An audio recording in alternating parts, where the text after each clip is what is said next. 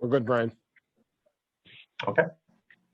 All right, let's begin the meeting. This is the January 25th, 2021 Lehigh County Authority Board of Directors meeting. Meeting is held via Zoom app due to the COVID-19 pandemic, and we're all staying safe right now. All right, let's have a roll call of the Board of Directors and then staff and then any visitors. Okay, I will start with roll call of the board. Brian Noggle. Here. Scott Bieber. Dick Bonner. Here. Norma Cusick. Here. Ted Lyons. Kevin Baker. Linda Rosenfeld. Here, Kevin is signed on though. I see Yeah, that. Kevin is signing in right now, so I'd call his name in a minute. Okay, I'll get back to Kevin. Jeff Morgan. Here. Amir Famili. Present. Kevin Baker. I'm here. All right. We have 7 board members present. So we do have a quorum. We have Solicitor Mike Gall on the call. Hello. In addition to authority staff, myself, Lisa Gross, Ed Klein, John Parsons, Chris Maughan, Chuck Volk, Susan Sampson, Andrew Moore, Phil DePoe, Lisa Miller, and Todd Marion.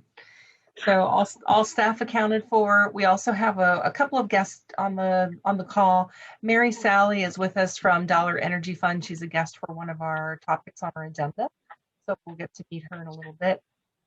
We also have Jennifer McKenna. Looks like Lindsay Mulvihill. She'll have to pronounce her name for us. Also from Dollar Energy. So we'll introduce Lindsay and Mary in a little bit.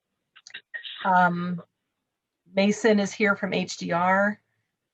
Jennifer McKenna and Brian Chamberlain are both here from the city of Allentown.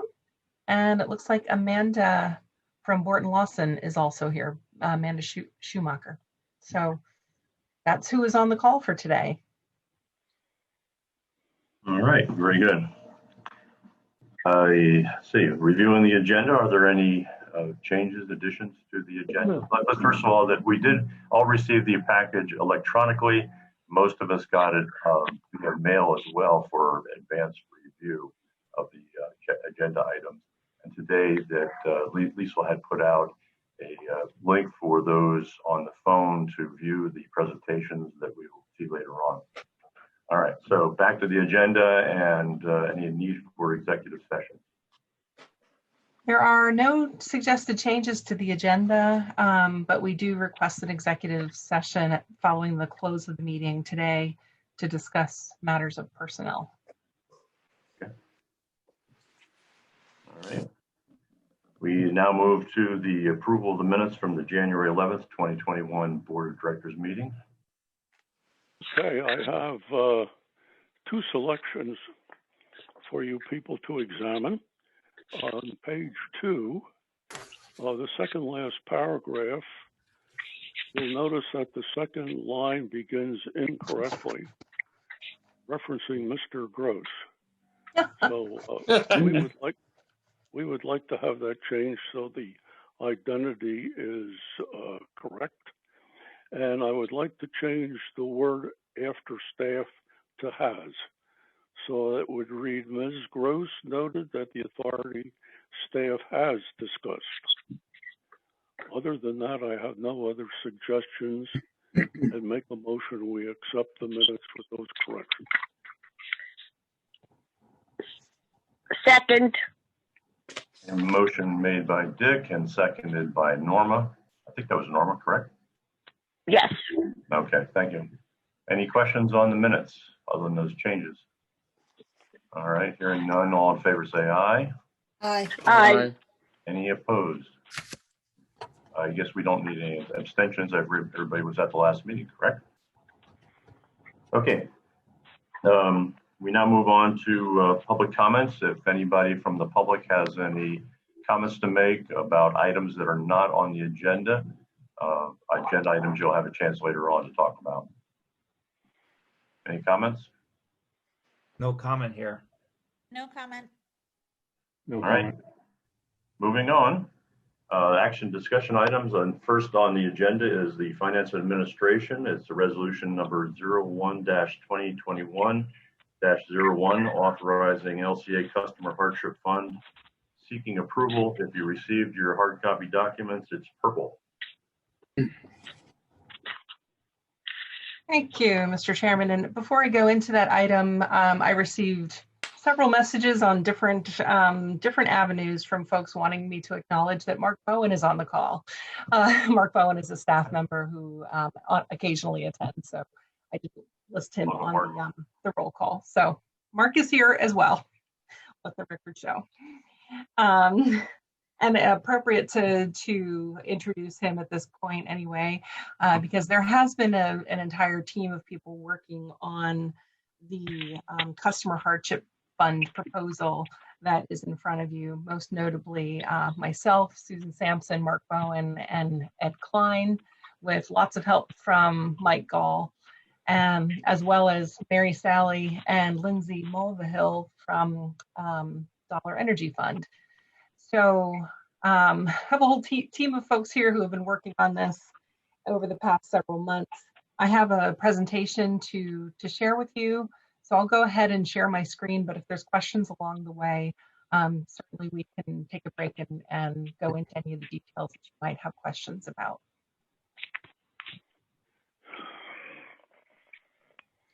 The presentation I'm going to share was emailed in advance to everyone, so if you're not looking at the screen, you should be able to get it through the email I sent to you. 1 second.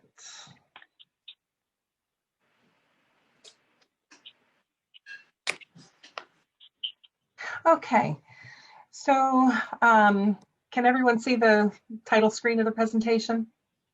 Yes. Okay. Yep. So we're here today to talk about a proposed approach to a customer hardship fund. And we do have a resolution and supporting documentation that we will close the presentation with by asking for board approval of the establishment of a customer hardship fund. I'm going to spend a little time talking about our collections program and the impacts of the pandemic and the impact on performance of our collections program. We've shared some of this information previously, just updated with current information. We'll talk about what some other utilities are doing and our approach, and then get into the details of what we're proposing to do, and then introduce Mary and Lindsay to give some more background about Dollar Energy Fund as our proposed partner for this project, and then some next steps before we get into the resolution. So starting with our collections protocols under the COVID-19 pandemic, we've done a few different things. We reviewed this with you, I believe in November was the last time we talked with you about this topic. So we suspended all late fees and interest, as well as termination proceedings for non-payment since March of 2020. So it's been almost a year. We've been issuing notices throughout this time period, encouraging customers to pay, letting them know they have past due balances, but again, suspending those actual collections procedures.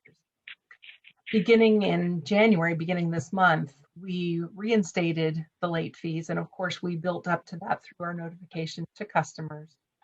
And we've scheduled to reinstate service terminations for non-payment in March. I say tentative because there are a few things we'd like to have in place before we announce the specific date of the service terminations of when those will start.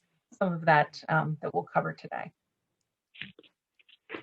The impact of doing basically no collections activity over the course of 10 months or longer has been pretty significant, as well as, of course, the impact to customers of the pandemic. So on this screen, I'm showing some of the financial impact to LCA, specifically by not applying penalties or waiving penalties for the period of really March through December of 2020, we've received actual revenue loss of almost $700,000.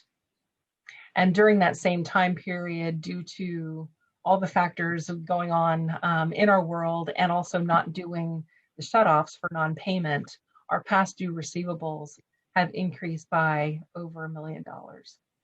So the total revenue at risk simply from this collections piece of the pandemic altogether is about $1.7 million.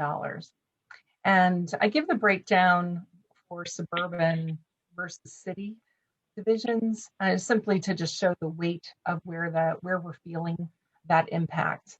And if we are going to move forward with a customer hardship fund, likely where the bulk of that program would be focused.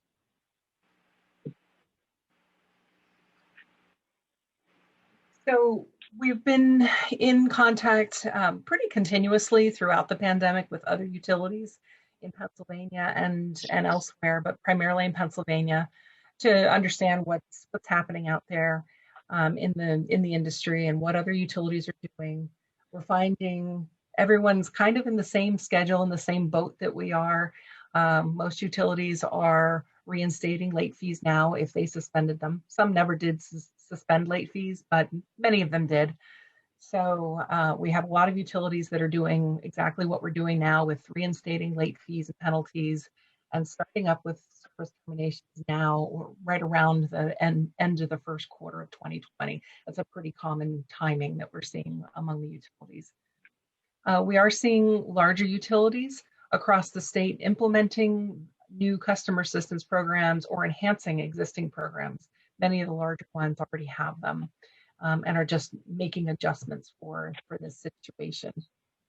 And then at the same time, we are seeing quite a few industry associations. I've listed a couple here, the Pennsylvania Municipal Authorities Association, American Waterworks Association, doing training and webinars and other programs to help smaller utilities get started thinking about customer assistance programs and how it might work for them.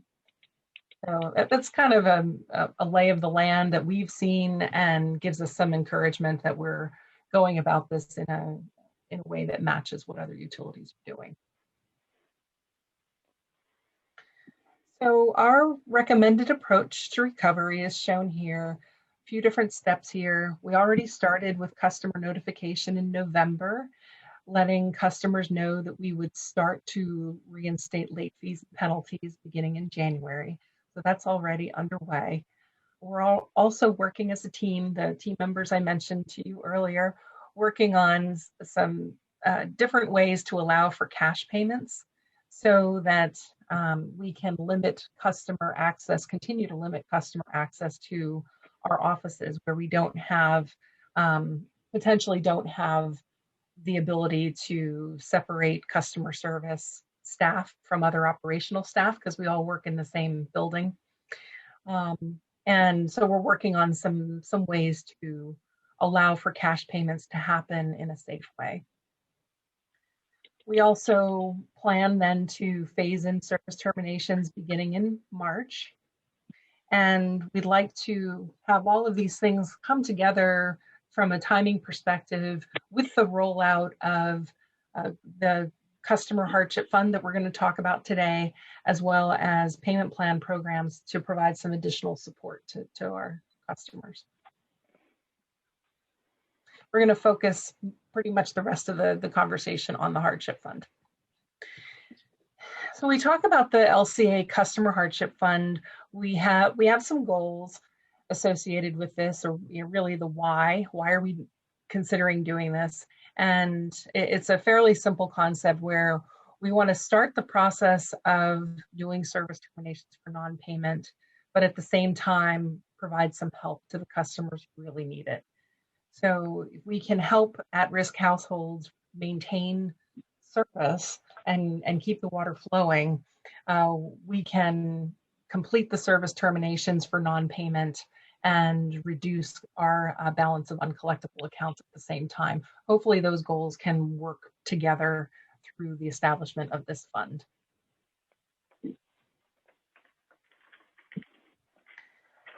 Few details here on how it would work. Essentially, we would start by establishing the hardship fund with an initial block of funding from LCA. And at the same time, or kind of in parallel, we would begin the service termination process for non-paying customers and allow those low-income customers who are subject to service termination to apply for grants. These assistance grants would be taken from the fund and paid back to LCA through the fund program. Customers would also be eligible for payment plan assistance if they need it, and we'll establish some parameters around what a payment plan would look like. And by having these assistance programs in place, LCA would receive the benefit of increased regular payments, payment plan payments, as well as the grants coming in through the hardship fund. Moving forward, there's a potential for charitable donations to help us sustain the program beyond that initial block of funding if we would desire to do that.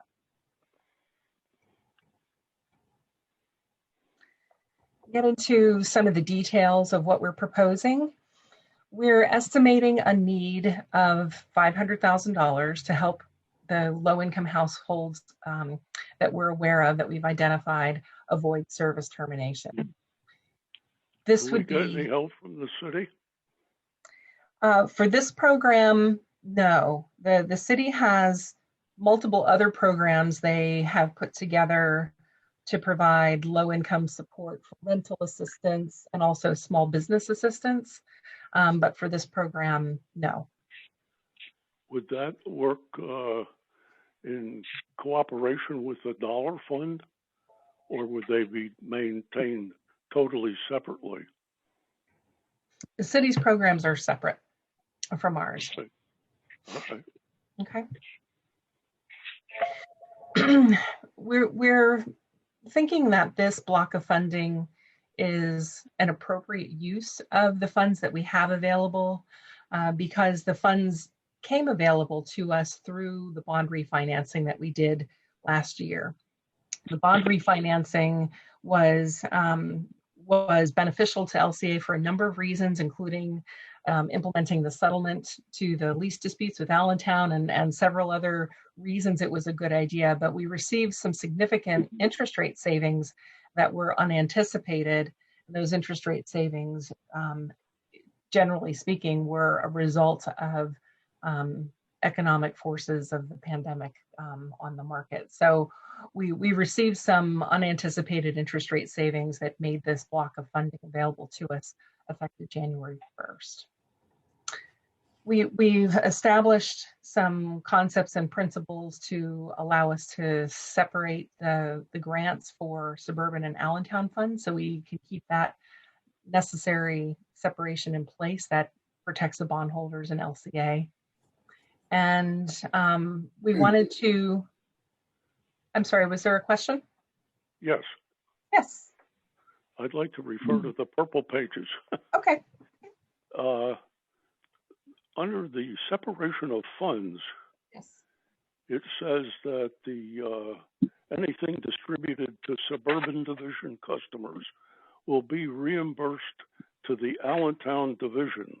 Yes. And then when I read a couple pages later under the whereases, number 3 talks about keeping the yes, I'm trying to talk. Keeping funds separate, but the one in the preliminary stuff that's defining the funds says that anything that goes to suburban gets reimbursed to Allentown.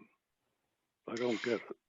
Okay, so at this point, we don't know which customers are going to apply for the grants and which customers will be eligible for the grants.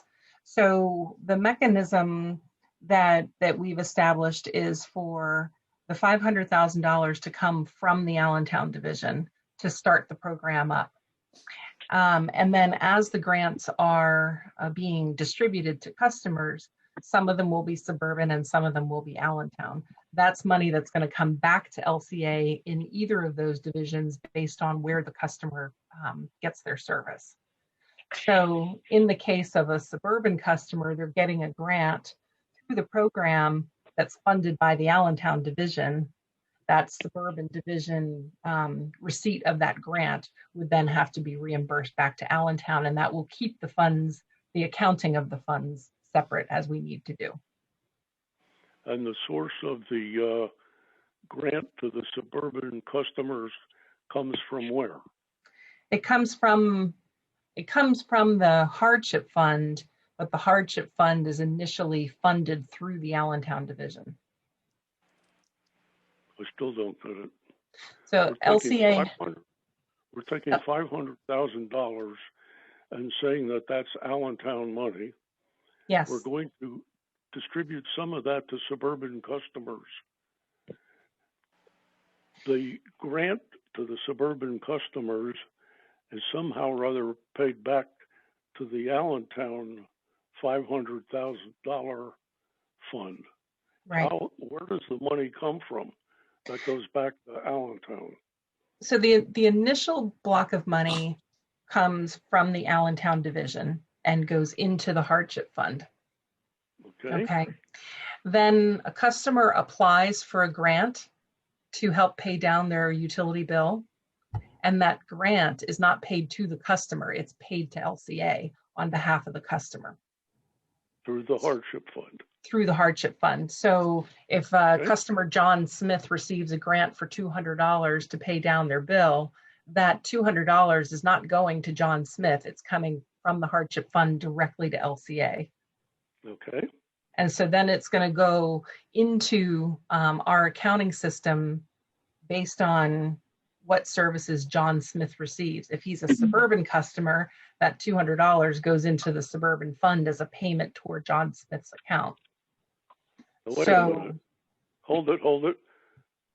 I don't know anything about a suburban fund. You talk the $500,000 comes from Allentown and goes into a fund.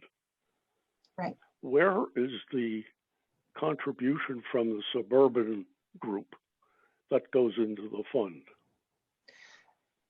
There isn't one in the initial setup of the fund. The initial setup of the fund is coming from the Allentown division. But as funds come back to LCA, they will come back to LCA, either to the Allentown division or the suburban division, depending on the customer that needs it. So as the funds come back to us, they will all be reimbursed back to the Allentown division, because that's where the initial block of funding came from. Well, I apologize for my inability to comprehend, but I will not bore the group any longer. It's essentially, this is all LCA's money. It's just a matter of how it's getting distributed. So we have a block of money that we're putting into this fund. It's still LCA's money. So we're taking it from one pot and putting it into this hardship fund. And then the payments come back to LCA. The $500,000 continues to stay within LCA. It's just a matter of distributing it to the right divisions based on the customer. And I have no trouble with that, except when you write your things as this resolution that we have to deal with, talks about where are you referring to under the resolution? Number 3 on under the whereases. Lisa, it's basically an accounting thing, right? Just an accounting procedure that pays back so that the customer gets the result of the loan or grant, goes through suburban and back to that hardship fund. Correct. Right. Or back to Allentown, really. Back to Allentown. It's a pass-through. Yeah. So The third, I apologize, I have a barking dog. The item number,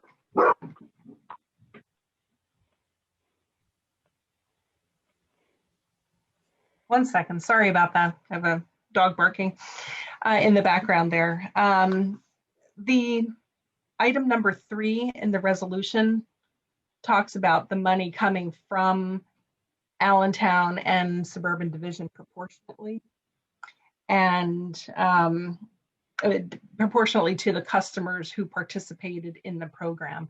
That really is meant to say retrospectively. So after the grants are issued, then we'll know how much money was given to Suburban customers and Allentown customers. And as an accounting function, we then allocate that to the 2 different budgets or 2 different funds. Okay, I understand that.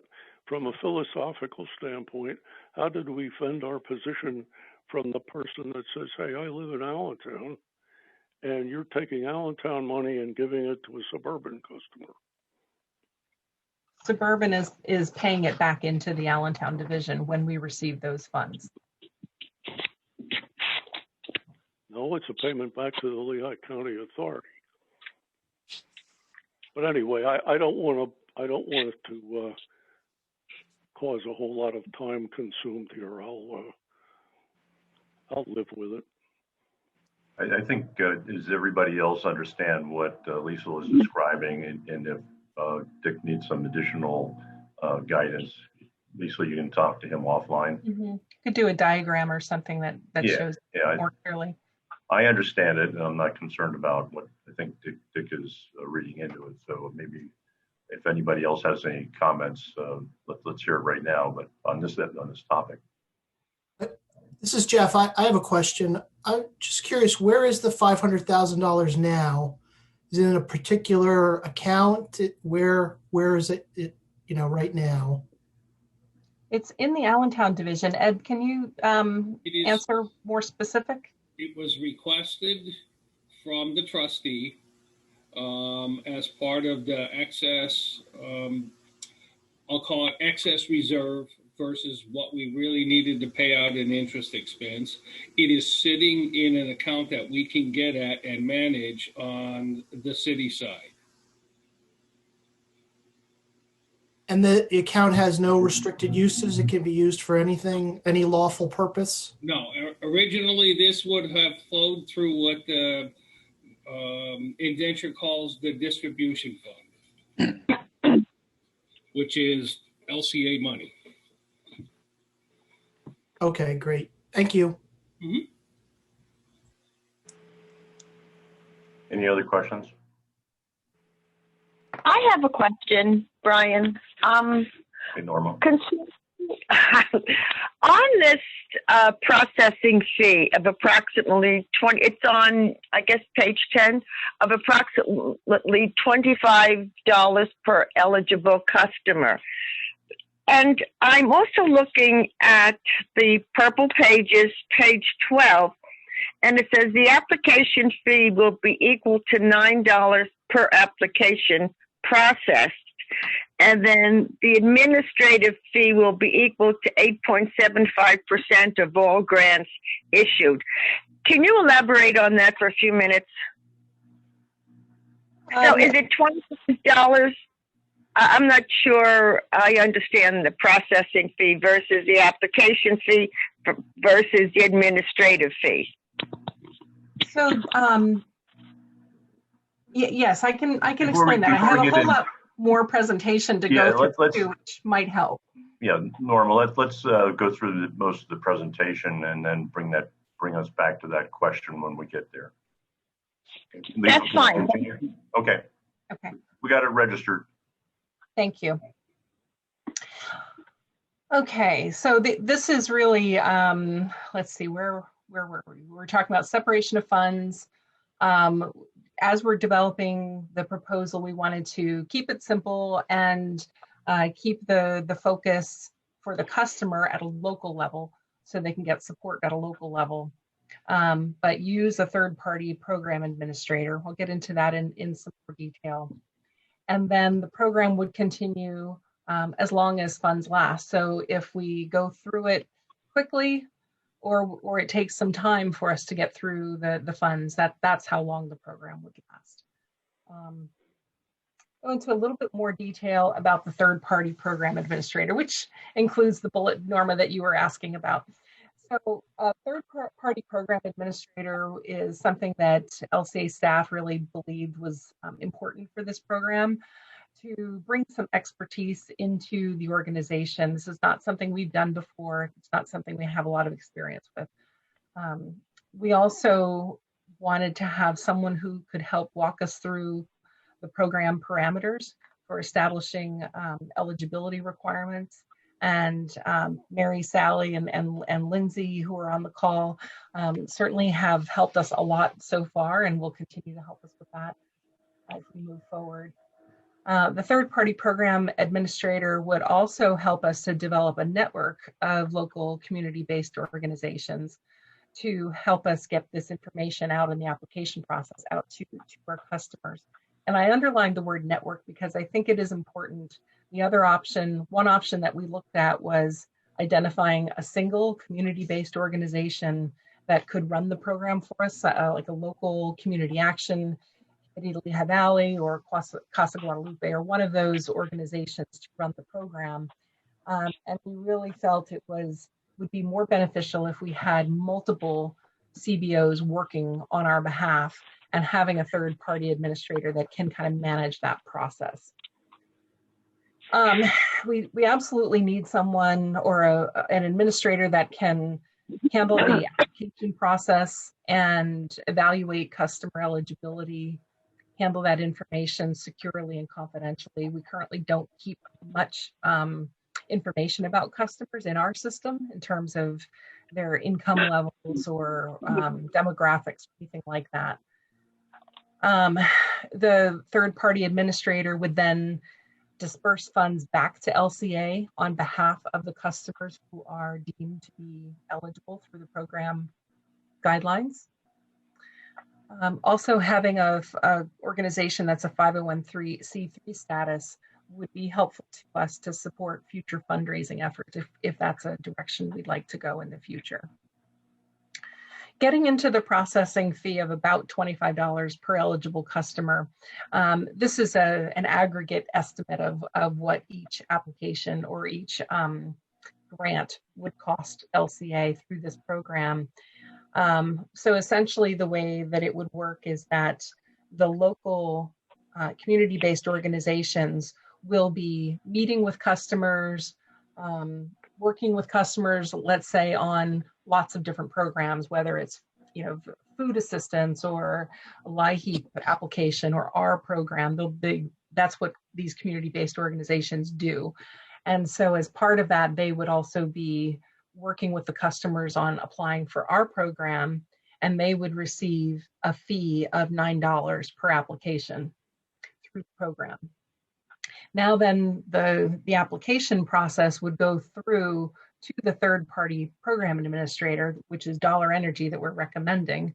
Dollar Energy would actually make the final determination and handle the funds, disperse the funds, and work with all of the community-based organizations on all of their application processes.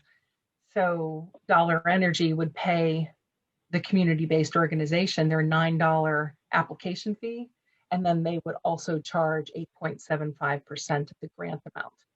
So Dollar Energy gets a piece and the community-based organization gets a piece. The average amount of the charge would be approximately $25 per grant that's issued. Now you're saying though that the CBO is the one who basically screens the people? They will be meeting with customers because they're already meeting with customers on these issues, or we may refer a customer to go visit.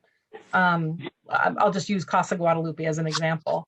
If we have a customer that is calling us about the grant program, we can refer them to Casa Guadalupe and have them go visit there, work with those folks on their application, and then Casa Guadalupe will submit the application through the software over to Dollar Energy. Dollar Energy will actually review it against our guidelines. We don't expect necessarily all of the CVOs to know all of our eligibility requirements. Dollar Energy will do that and then communicate back through either the CVO or the customer. And when we introduce Mary and Lindsay, you can ask them some more questions about that process too, if you like. Almost there. So speaking of the eligibility requirements, we working with Mary and Lindsay and the team, we've established an initial set of eligibility requirements that we'd like to start with. First is the income level. So customers who are at or below 200% of the federal poverty income guidelines would be eligible for the program. We would cap the grant at $300 per customer and only one grant per customer per year. So our average bill in Allentown is about $175. So average customer that has an outstanding balance of $300 is typically behind by more than one quarter. They're behind by a little bit more than that. We would like to see, in order for a customer to receive a grant, that they are making a sincere effort to pay. And we've set that threshold at least $100 in the last 2 months. So a low-income customer who's making a sincere effort to pay would receive a maximum grant of $300. Of course, that would be dependent on what they actually owe. They wouldn't receive more than what they owe on the account. And what we'd like to be able to do is start here and then see how it's working. So evaluate after 3 months or so and see what's working and adjust as we go. So we would want to ask ourselves the questions I've listed there and probably some others. How are we doing with our uncollectible account balances? Is it working? Are we seeing improvement there? And at the same time, are we reducing the number of households that we're trying to go after for service termination? Certainly, we want to keep customers in service if we can. Are the eligibility requirements matching the needs of LCA customers? That's something we won't really know until we start the program, because we don't have great detailed information about income levels of our customers. So like to get some experience on that, and ask ourselves too if the federal poverty income guidelines are really the right barometer to use in this pandemic environment. So I don't have an answer for that at this point, but the income guidelines for the federal poverty income guidelines may be established too low for this situation where we've had customers who've never been unemployed before or never have been in a hardship situation before. We just don't know how these guidelines will match with the needs of the customers.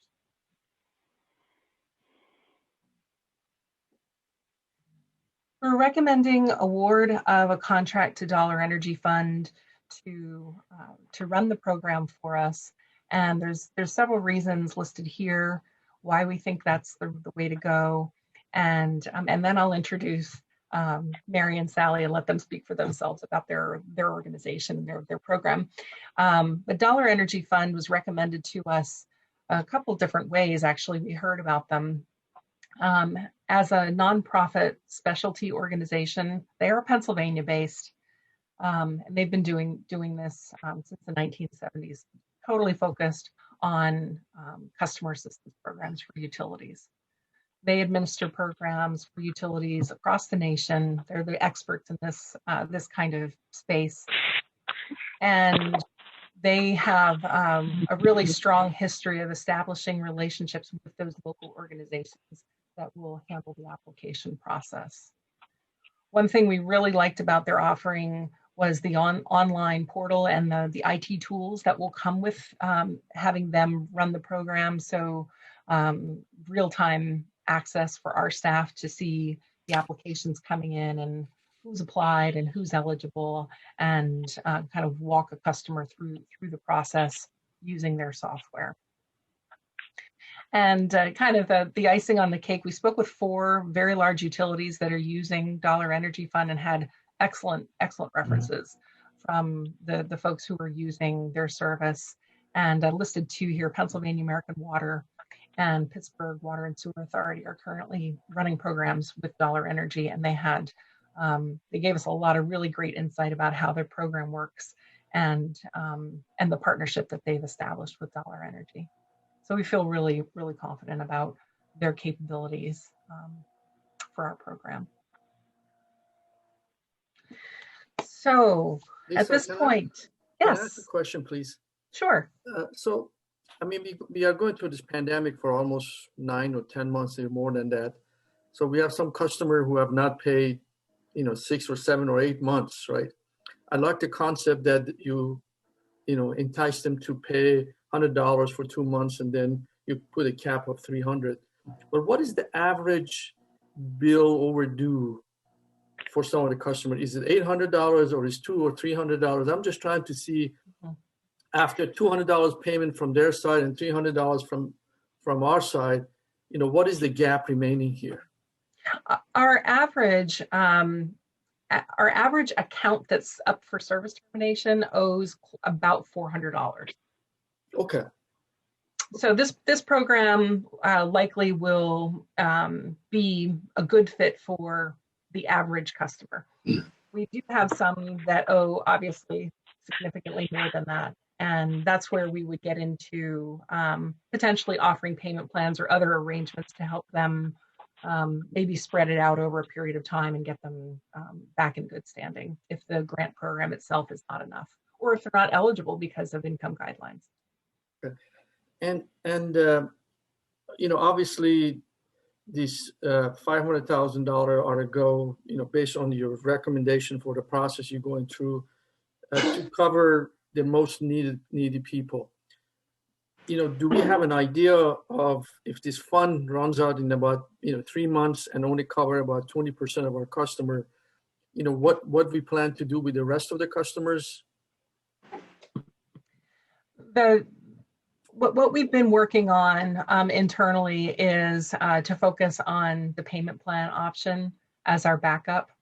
I think that's the way to go for quite a lot of our customers that may not receive funds through this grant, whether it's because we run out of funds or because they're not eligible.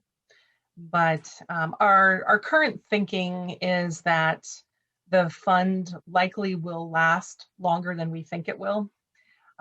We have about 3,300 accounts that are currently eligible for shutoff. And we know that not all of them will qualify based on income.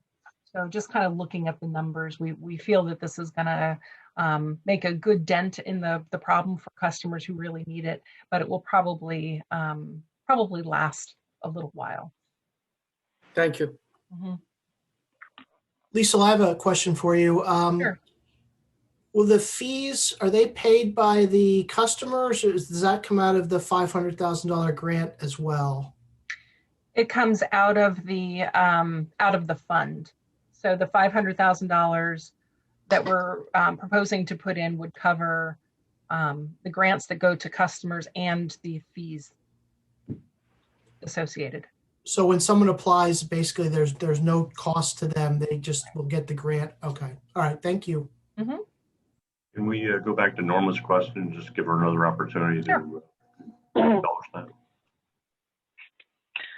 Well, my question, I think, has been answered.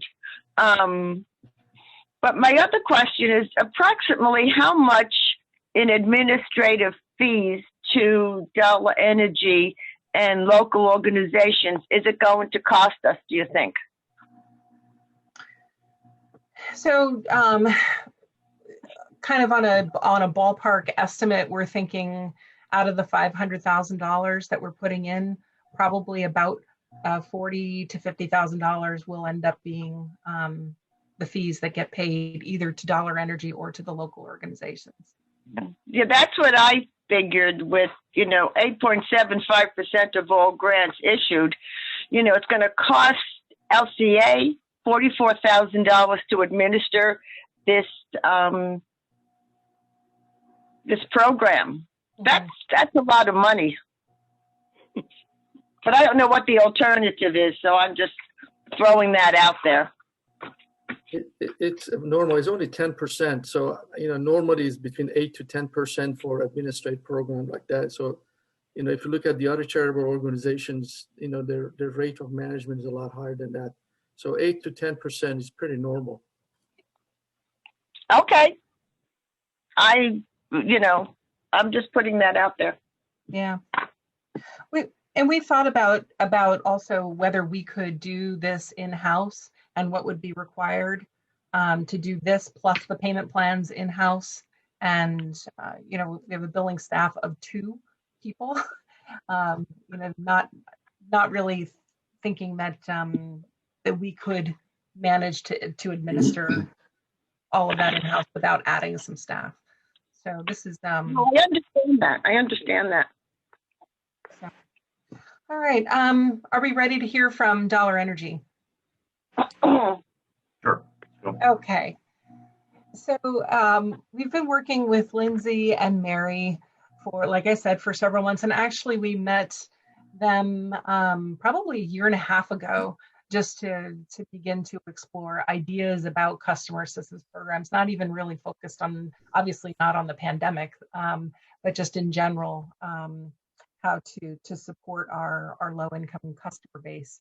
And we've been working more directly with Dollar Energy for the past 3 or 4 months, trying to put together the details of this program. So I thought it would be a good idea to hear directly from Lindsay and Mary about Dollar Energy and what they do and what they're bringing to our program. So, Lindsay and Mary. Thank you, Liesl. Thank you. My name is Lindsay. Mary, you just heard from, quickly. I'm just going to run through our portion of the presentation, but I first want to say thank you for having us this afternoon. We really noticed over the course of the last, 11 to 12 months, the need for utility assistance has just skyrocketed. So your neighbors who you may think are, should be or could be fine, might actually be struggling, and you probably don't know it. So, the pandemic has taken a toll on almost everyone in some way or another. So, thanks for having us. Lisa, if you want to go to the next slide. So, Dollar Energy Fund, we are a registered 501c3 organization.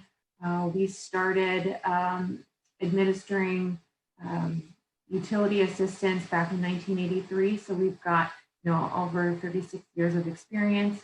We are one of the largest and longest running fuel funds in the United States. We do have a full center or full service contact center at our Pittsburgh location. We're located, I'm not sure if anyone's familiar with the area, but we're located on the south side of Pittsburgh. But as of right now, I would say 95% of our call center and staff are working from home. So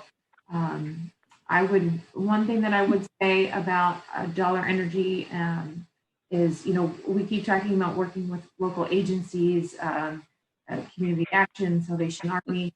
A lot of those agencies in your area offer assistance for the community in different facets. But Dollar Energy only works with utility assistance. So I would go as far as to say that we are experts in it at this point. I would just add that we like to use the community-based organizations, though, for that intake, because then the customer who comes in can be connected to other services, because the more services they're eligible for and receive, the better they are able to maintain then their utility bills and their other living expenses. So we consider it a partnership because that's what works. Right. Yeah, we'll talk a little bit more about the community-based organizations, but if somebody is in need of utility assistance, there's a very good chance they're in need of, whether it's childcare assistance or food. We often find times that utilities, they're not first on the list of assistance. They probably need help in other areas as well. So here's just a couple of quick facts.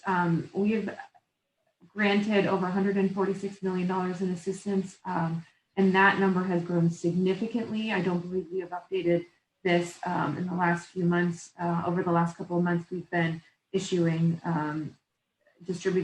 CARES Act funding for several utilities in the state of Nebraska, Virginia, and West Virginia. So that number is growing rapidly. We've assisted over 530,000 households. We do accept applications. We manage hardship programs for gas, electric, water, and sewer utilities. We handle over 50,000 phone calls per month in our contact center, and we process over 5,500 telephone assistant applications every year. So I'm sorry that there's a typo on this. I sent this to Lisa a little bit late, but we are serving utilities in 14 different states. Nebraska is our latest addition. We manage majority of the utilities in Western Pennsylvania. We are managing utility assistance programs in all West Virginia utilities. We have the entire state was asked to participate with Dollar Energy. So we are across the board, and we are expanding, every year.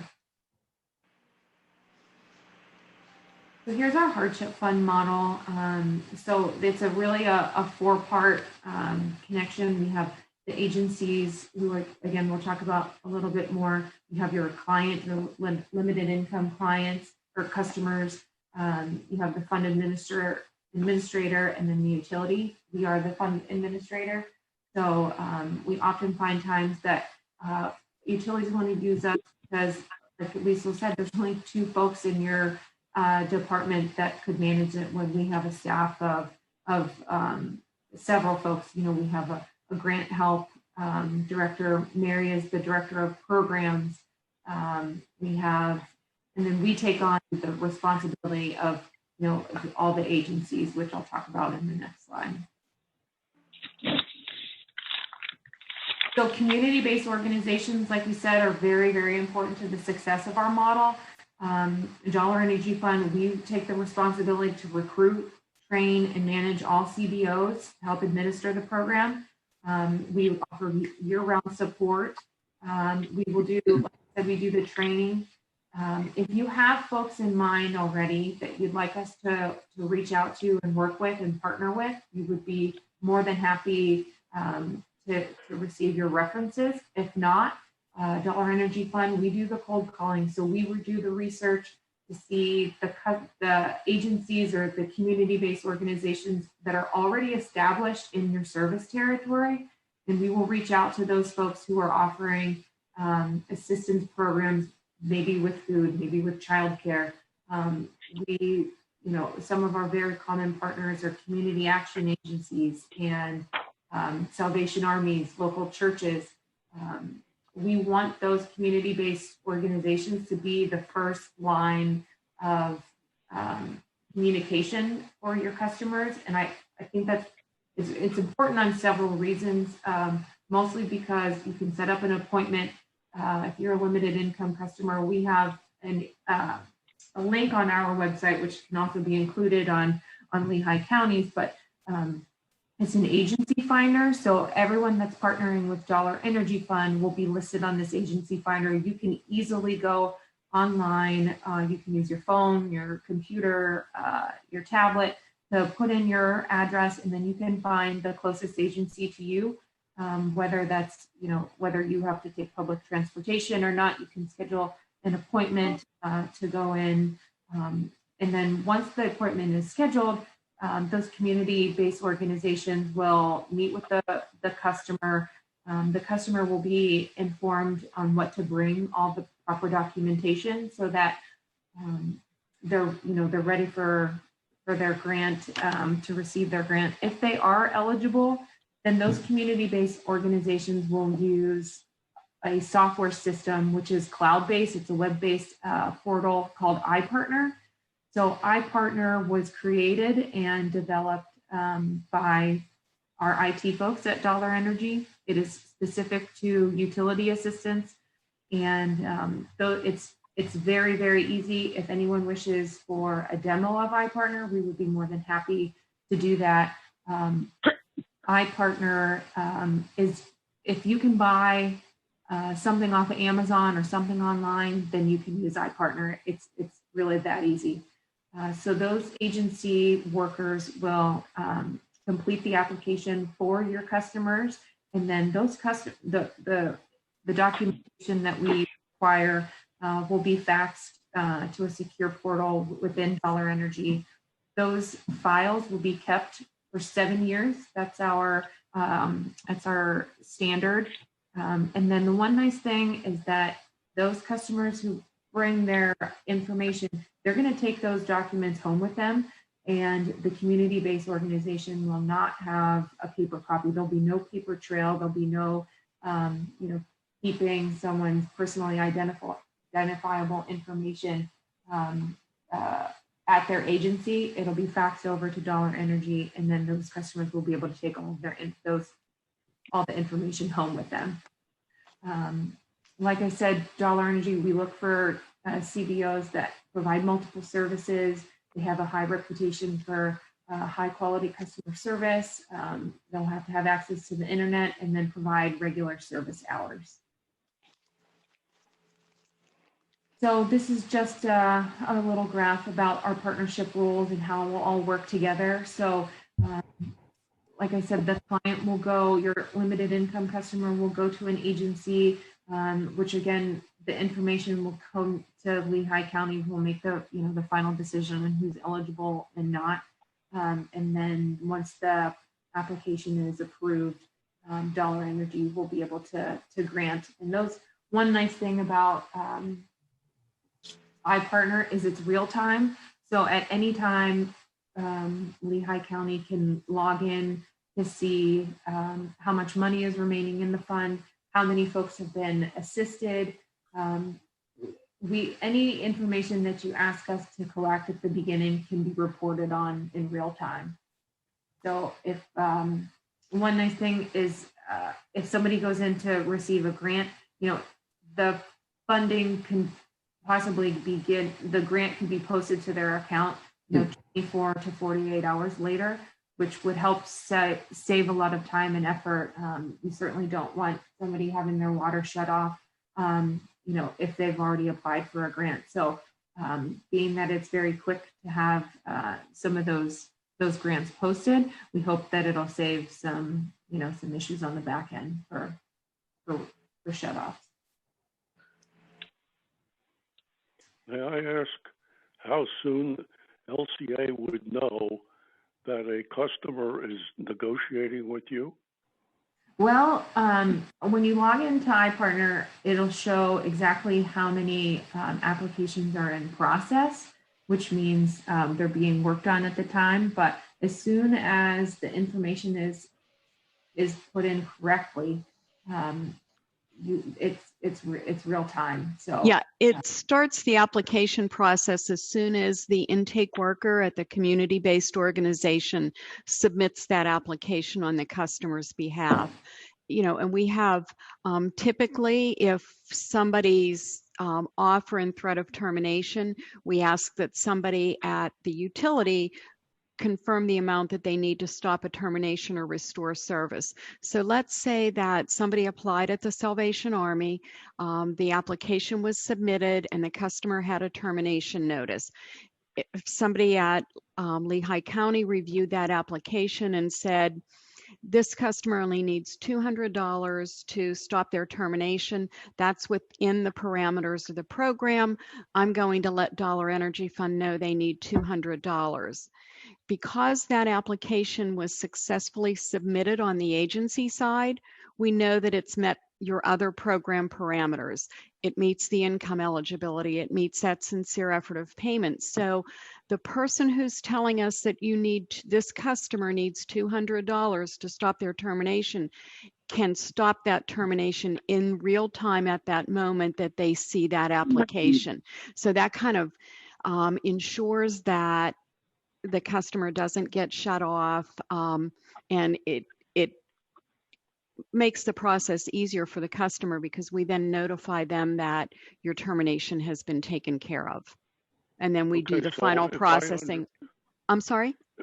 If I understand correctly, as a LCA representative in the credit department, and the computer tells me that customer A is scheduled for disconnection for non-payment, I can look into your system to see whether or not they are negotiating with you?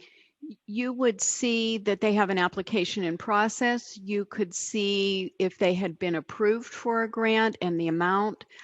Yes, absolutely. We can give the access to anyone at LCA who needs to be able to see those types of things, the status of the application, where it is in process.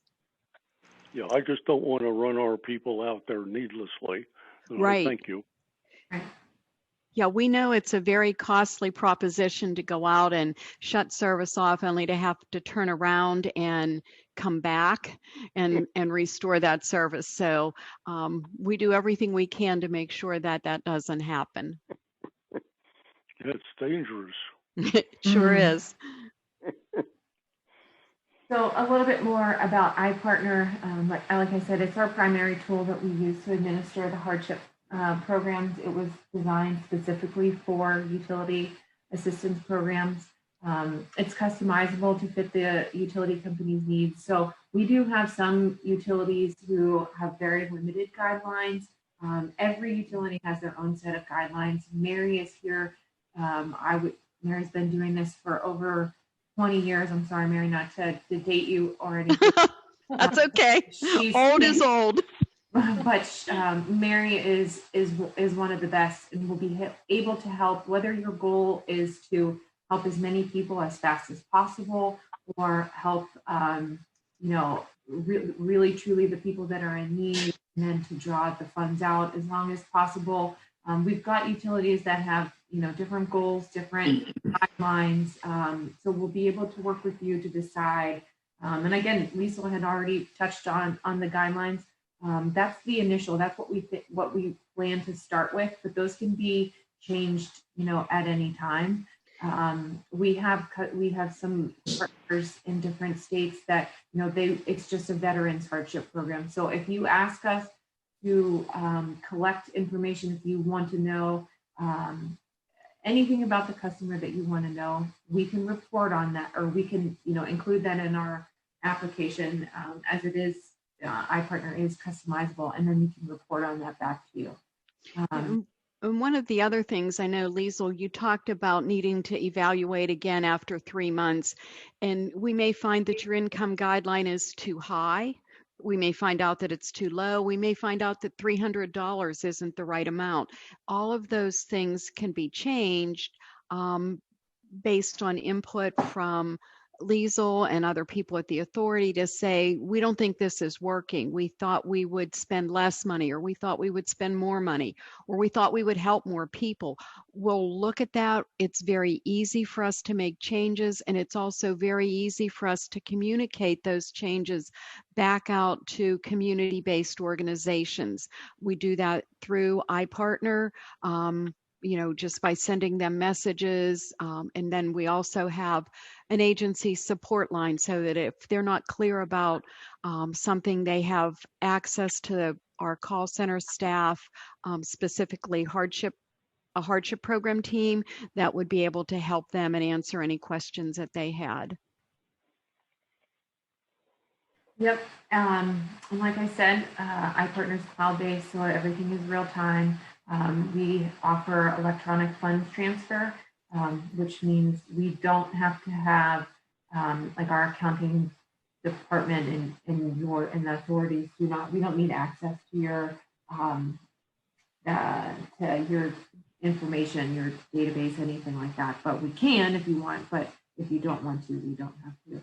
The document imaging, that's just a secure portal for the facts to come through. Storage and management, like I said, and then real-time reporting. So moving on to the next slide. This is just a screenshot of one of our reporting functions. This is called our global statistics, but the authority will have access to iPartner. It'll show an original dashboard, which will say how many funds are or how many applications are in process, how many have been completed, and how much money is remaining in the fund. So again, the reporting, we can show, how many veterans you've assisted, how many folks over 65, how many children you've assisted, exactly what zip code, grants. We can show anything that you want us to ask at the beginning. Moving on to data and security. So we do not, like I said, we do not require interaction with the authority CIS system. Everyone who has access to iPartner will have a specific login and password, so we'll know exactly which agency worker put in an application. We do a yearly audit, so we'll be able to see if an agency is having trouble or one specific person at the agency is struggling, maybe possibly putting in information that's not accurate or doing the application incorrectly. We'll offer like a mini training to try and get those folks on board. But then if we still have issues with a specific agency or a specific intake worker, we'll be able to see that. More IT stuff that's a little bit over my head, but with the data segregation and we do have secure server, and then all of our information is encrypted as well. So unfortunately, if anyone has specific IT questions, I will not be able to answer them for you. I can definitely put you in touch with our Chief Information Officer who can answer anything any questions you would have. Considering he wrote the program, he should be able to answer any questions that may come up. Yeah, with the data segregation, for example, Liesl would be able to see any customers who applied for Lehigh County grants, but she wouldn't be able to see the Pennsylvania American Water or the Pittsburgh Water and Sewer Authority grants or any others.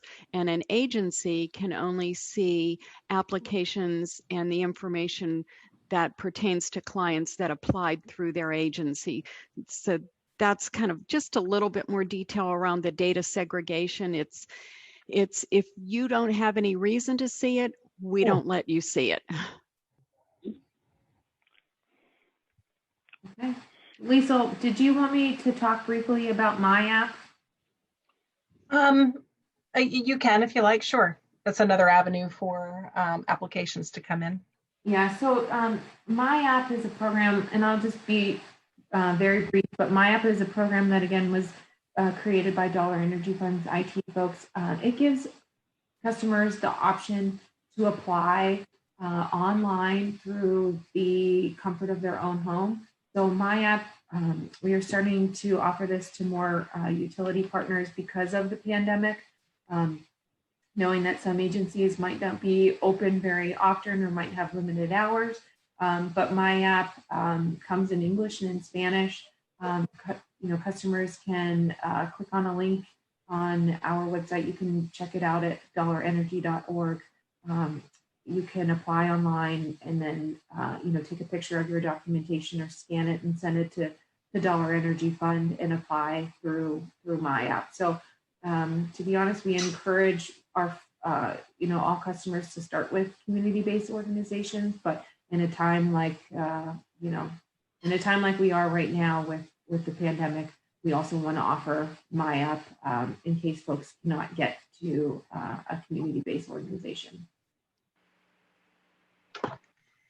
Thanks, Lindsay. Thank you, Mary.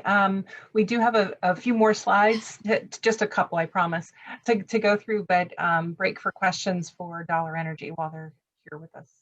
I don't have a question, but I would just like to make a statement regarding the community-based organizations. I did was a volunteer for community-based organizations that did similar kinds of things that you're talking about now. But I was working in the housing and healthcare area. But it was relatively easy to do because all the information was given to me to ask the client. And the clients knew when they came in to see me that they had to have all that information with them, and they usually did because they were very much interested in what I could offer to them. So using community-based organizations, I think, is definitely. And just to add to that, our iPartner system will not allow someone at the community-based organization to submit the application unless it's complete. So we know that we're getting a good application when it's in our system. Thanks, Linda. Okay, so moving on, we have some next steps to review. First is where we are today, which is we're asking for board approval for the Customer Hardship Fund as proposed. And we have a resolution 1-2021-0. Oh, that's a typo, should be 01. And I'll go through what the resolution covers on the next slide. We also have some things we need to do to develop the LCA side of the staff administration of payment plans, and also methods to allow cash payments, customer contact. We're receiving an awful lot of feedback. Are other people hearing feedback on the sound? Yeah, I am as well. I'm not sure where. I thought at first it was because I didn't have my microphone muted, but that didn't help. Yeah, we can have folks maybe mute if you're not speaking. See if that helps. Ah, that did help. So we have quite a bit of work to do internally to get ready to administer payment plans and address the cash payment issue.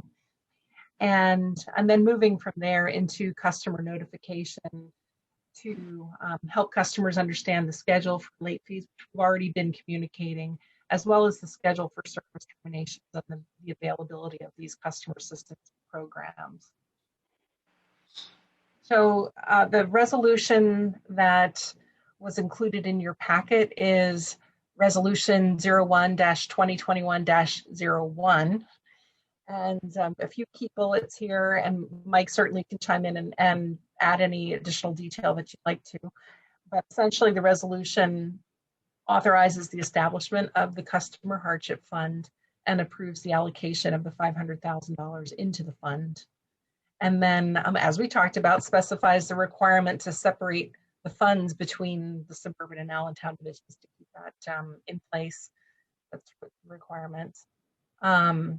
Also approves the initial customer eligibility with the authority of the staff to make adjustments in the future to meet program goals. Those criteria were attached to the resolution. Also approves a contract with Dollar Energy Fund in substantially the same form that's attached to the resolution. Mike and Lindsay and some others have been working on that agreement and have it in pretty much final form, very similar to what was attached to the resolution. And then typical kind of provision for staff authorization to execute the documents.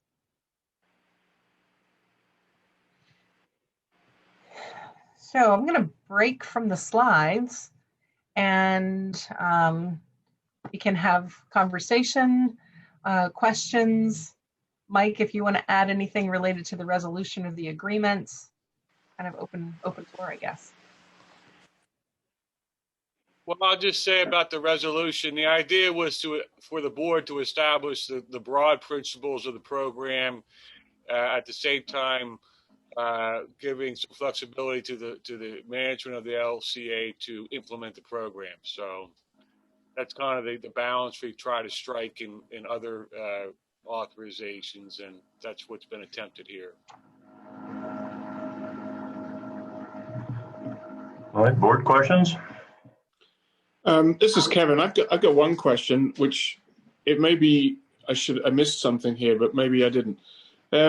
So the bottom end, I like the whole concept of this. I think it's a really valuable thing to have at this time. But I guess I was not seeing a linkage between we help out these folks who need the help when they need it, hopefully. Are we intending to rehabilitate them? Because I know in the past we've had conversations about the recurring shutoffs have always sort of been the same group of people who, for whatever reason, allow themselves to get behind, get shut off, and then they have to pay a reconnection fee to be put back on. So I'm kind of thinking in my head, there's a community of people out there who are poor payers of their bills. And then we got some folks who are in hardship for hopefully relatively short run conditions.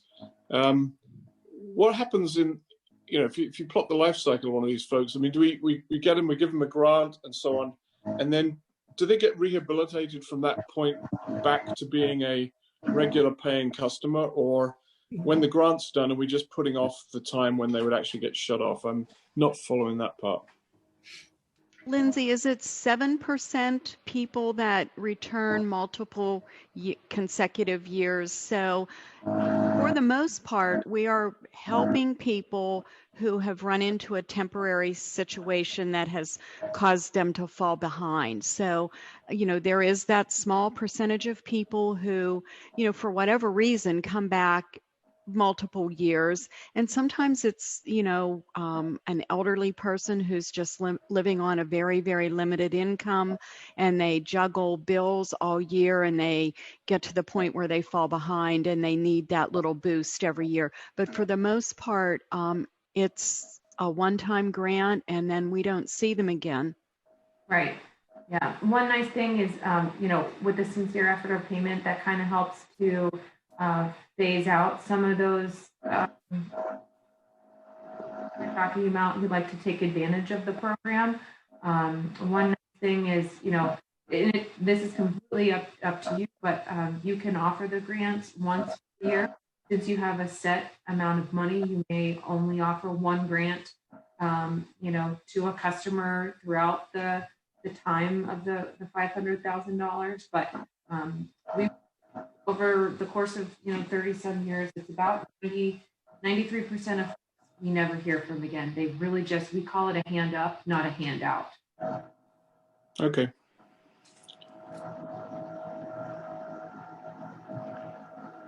I have a question. This is Brian. In your experience with other utilities, do you see this program going on in perpetuity or for a limited amount of time? Are we talking about something that's just dealing with the results of the pandemic, or does this have to really continue on forever kind of thing? Some of our partners have been with us since the very beginning. The pandemic has obviously created a lot of new partnerships, but there will always be limited income households that need help. And, Lindsay, you might be able to talk a little bit more about this, but a lot of our utility partners have programs like the Add a Buck, where customers who have the ability to pay on a regular basis and even to help others add something to their bill each month, so that the fund is getting replenished through the generosity of customers that are able to support the program.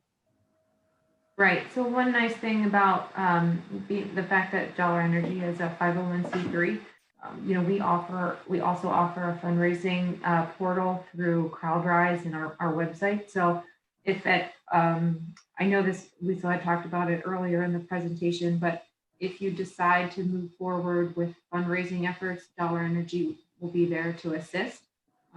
We do multiple fundraising events for utility partners, across the country. We assist with, fishing tournaments and golf outings. And one of the best way is to start your customers early with the Add a Buck or the Roundup program. Now, again, I'm not sure if you're able to do that with your billing system, but Dollar Energy Fund offers, the fundraising portion of it, and a lot of our utility companies will match each fundraising dollar for dollar. So we have 4 in the local Pittsburgh area. So if we raise, money on their behalf, they will match it. That seems to be a great way to encourage customers, because not only are they putting in the effort, but the utility is as well. Being that you're starting this fund without customer contributions is great. It's definitely something to worth mentioning whenever you roll out the program. But there will like Mary said, there will always be a need. There will always be households. Hopefully, there may not be as big of a need as we currently are with COVID, but we also, I know somebody had said this earlier, what if we run out of money in 3 months? With the way that the guidelines are set, looking at the number of your customers that are currently eligible and their arrears, we do not feel that we think that you can get well over a year with the funds that you currently have. So, does that help? Yes, Liesl, what's your intent? Is your intent to just use these funds and then be done with it when the money's gone, or are you looking to do something that lasts for a long time? I think what we've talked about internally, and my vision for the program is to use the funds now to address the immediate concern of keeping people in service while we're addressing our uncollectible issue and doing the service terminations, getting through the pandemic. But we think that the funding, as Lindsay mentioned, is adequate to get us over that hump and potentially extend a little further, because we do have a series of rate increases coming in Allentown and trying to get through a little bit of that transition as well.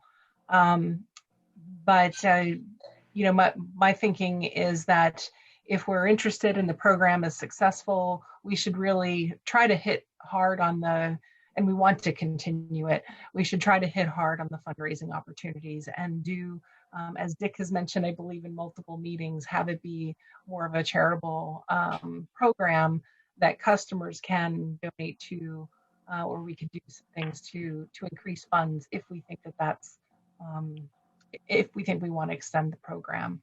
But I don't have any specific goals in mind of asking the board for additional funding for this program beyond this initial request.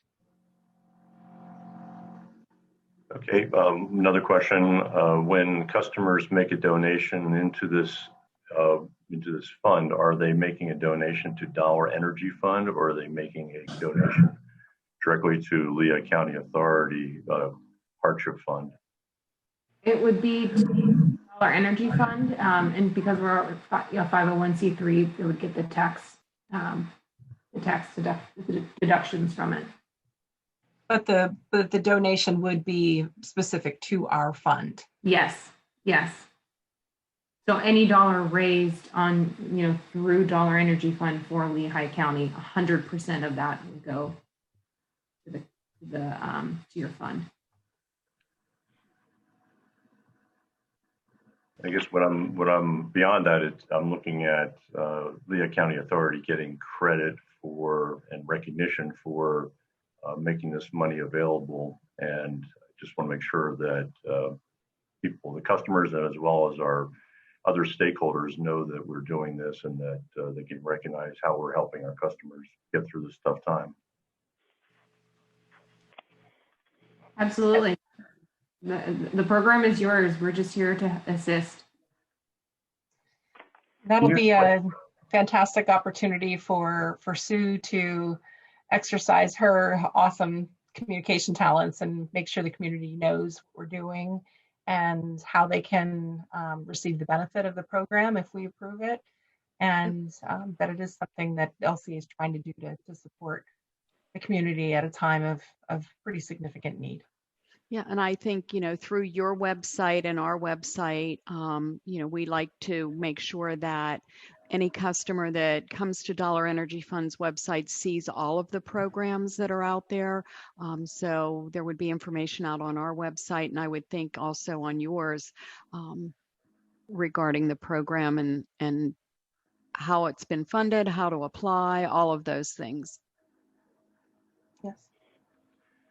Is there, from the other programs that you've administered, is there anything unique about the one that you're proposing for us that deals specifically with the results of the pandemic? People may have been economically stable before the pandemic, and what source are you going to be tapping into to understand who has been really affected by the pandemic? They might have lost their job, or their business has depleted, and they don't have the income that they used to have before. I mean, that's only within the last 10 months to a year. So you can't really go back to tax returns from 2 years ago. How do you bring it current? So go ahead, Mary, you can talk about the income. Yes. Mary. I'm sorry? Did you want to talk about the income guidelines and, proof of, Yeah, we do require that, all of our applicants provide us proof of household income so that we're certain that they do meet the program parameters. Some of our utility partners have included what we're calling a COVID-19 impact statement, so that we're asking specifically, were you impacted by COVID, and how, did you work in one of these kind of service related industries? Did you lose a job? So we've begun tracking some of those kinds of statistics for some of our partners. We've had a significant amount of dollars come in, like West Virginia and Virginia and Nebraska, through the CARES Act funding. So we know that those customers who are applying have all been impacted by COVID. Simply because that's one of the requirements to apply. They needed to show how this pandemic has impacted their household financially. One of the things we saw early on, interestingly enough, was a decline in participation in our programs because people knew that utility companies weren't shutting off. But as time has gone by, people are starting to look at their bills and say, even though they may not be shutting off, I've now got a bill that's not manageable. What do I need to do to make sure that when the utility company begins their normal collection activity and their normal termination proceedings, how am I going to keep my service on? So customers now are reaching out to community-based organizations and to Dollar Energy Fund and saying, what help is there? How do I get this situation under control? And that's one of the things where that sincere effort of payment and your maximum grant amount kind of come together. If you've got someone who, maybe lost a job early on, and now has maybe found other work, or has gone back to work, but with limited hours or a reduction in their pay, and now they have some ability to begin paying again. Let's say they need $500 to stop a termination. They've met that sincere effort of payment, which was the $100 in the last 2 months.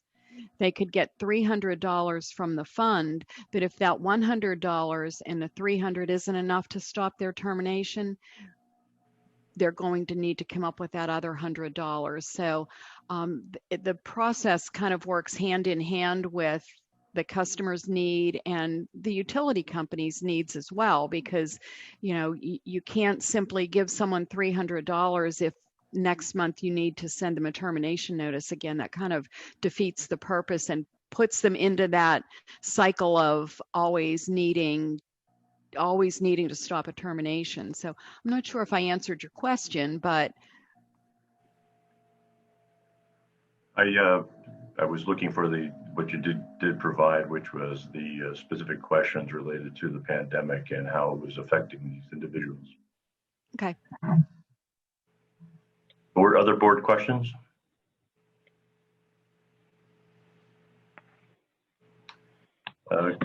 Jennifer, Brian, go ahead, Mike. Brian, I just wanted to comment on something you said, and that was the identification of this program being an LCA program as opposed to a dollar energy program. And that is one of the things that was a reference that was changed in the agreement with Dollar Energy, is that they do have a, kind of a generic name, Dollar Energy, hardship program, but we changed it to make clear that this is the Lehigh County Authority hardship program.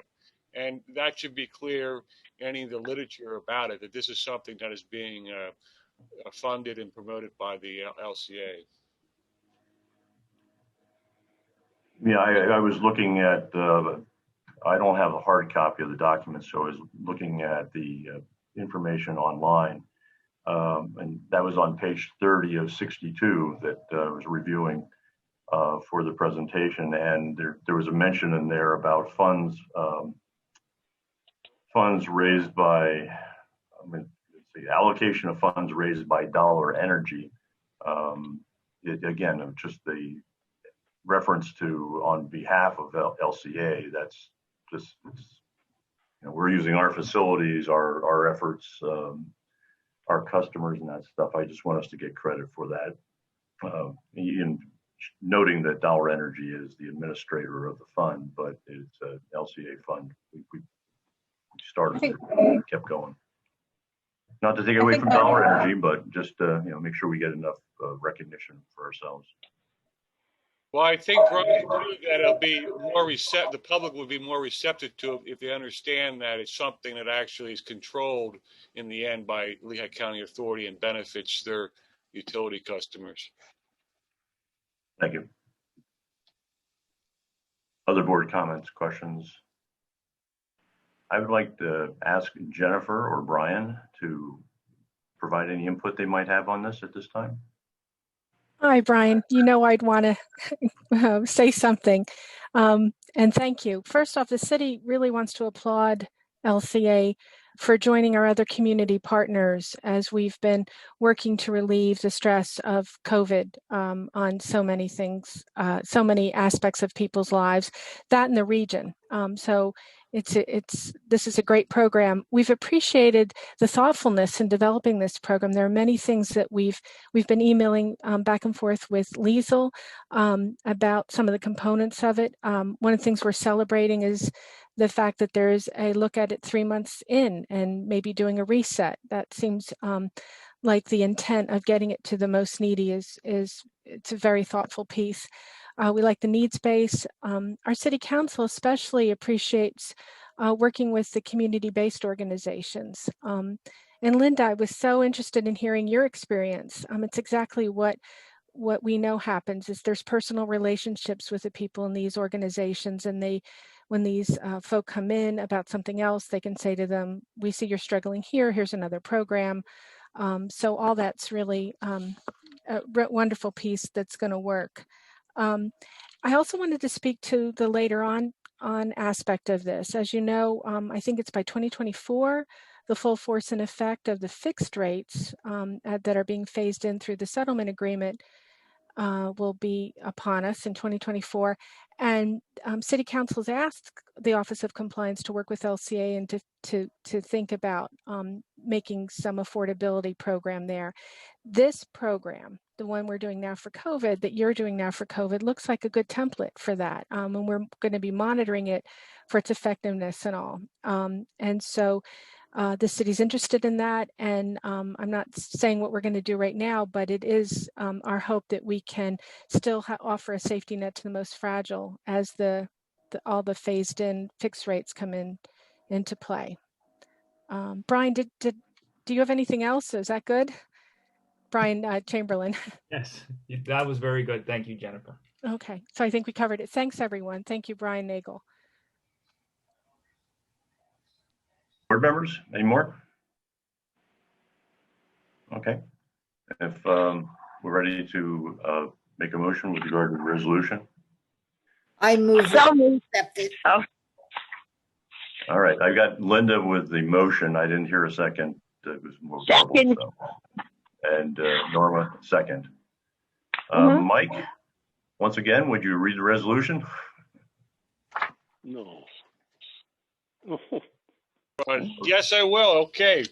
Resolution, proposed resolution number 01-2021-01, a resolution establishing the Lehigh County Authority Customer Hardship Fund, establishing a budget for the hardship fund, authorizing the appropriation of authority funds to the hardship fund, establishing initial criteria for customer eligibility to receive assistance through the hardship fund, authorizing the use of a third-party administrator for implementation of the hardship fund, approving a service contract for administration of the hardship fund, and providing for other miscellaneous matters. Okay, the motion has been made and seconded and the resolution read. I will take a vote on this, please. If I can say Okay. it.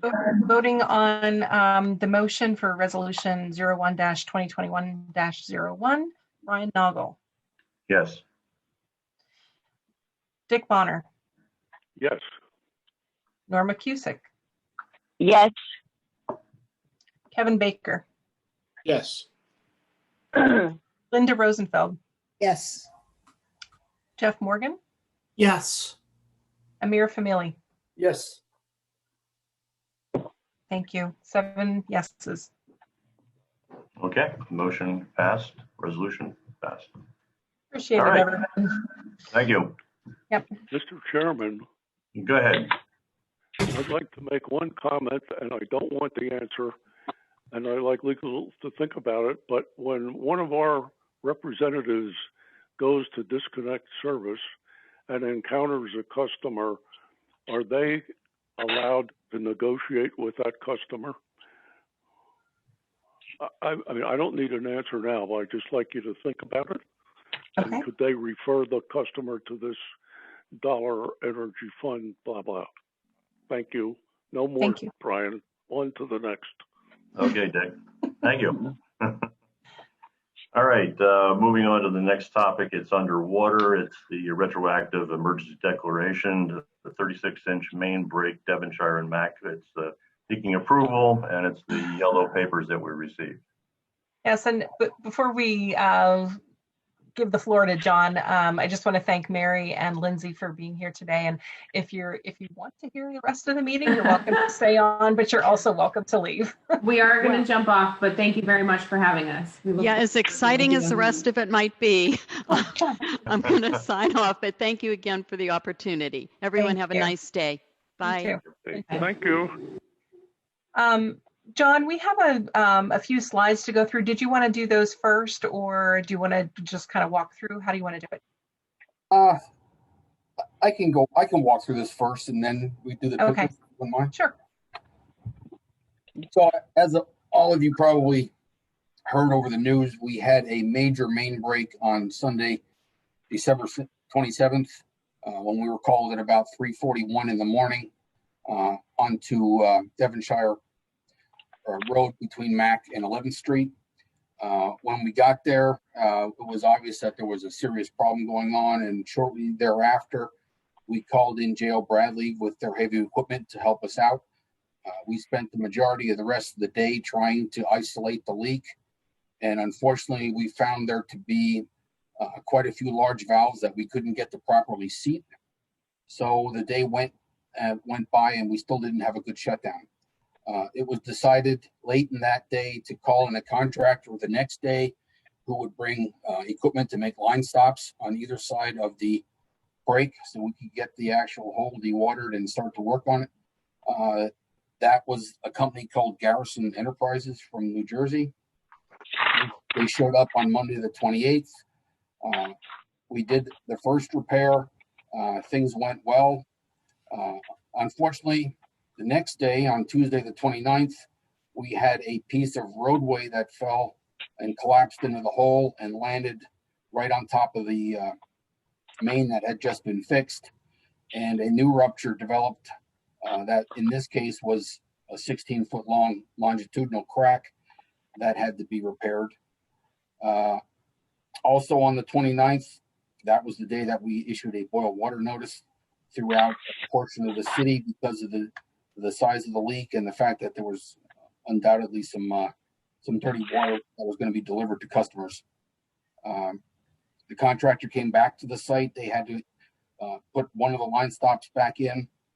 The second repair was made on Wednesday the 30th, replacing the 16 feet of 36-inch cast iron pipe that was broken. And then on the next day, 31st, actually, let me back up 2 steps. On the 30th was the day that the repair was made, and we recharged the line and put everything back into operation with the boil advisory in gear.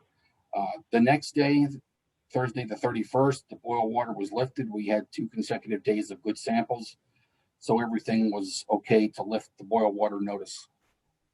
If you look on my memo, you can see I have itemized what the repair costs were. Core and Main provided all the materials for the pipe, the clamps, the valves, etc. They were $101,684. J.O. Bradley was the heavy equipment contractor. Their total bill was $209,050.95. And as I indicated, Garrison Enterprises from New Jersey provided the line stops for $105,000.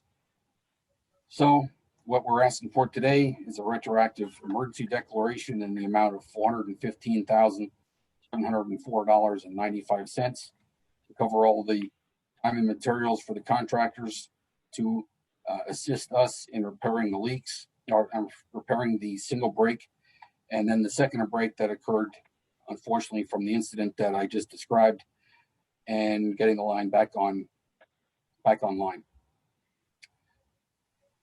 The only thing in this amount that is not covered as far as the line and the road restoration is the final repairs to the road that will be done in the spring when temperatures allow for the macadam to be pulled up and replaced properly, which couldn't be done at this period of time until settling and everything else occurs.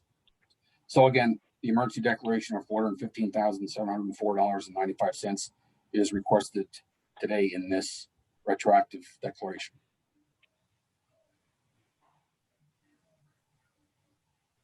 Lisa, do you want a motion before you finish, or you're muted? I see that. Thank you.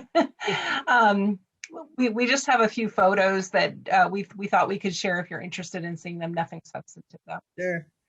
Okay. It'll be quick, I promise.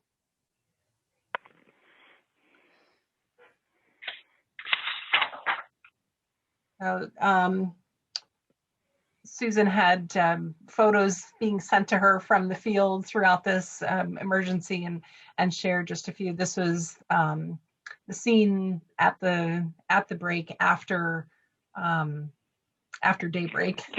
So obviously it was dark when things started, but a lot of road damage, as you can see. This was really before any significant action had taken place, other than getting the water generally turned down.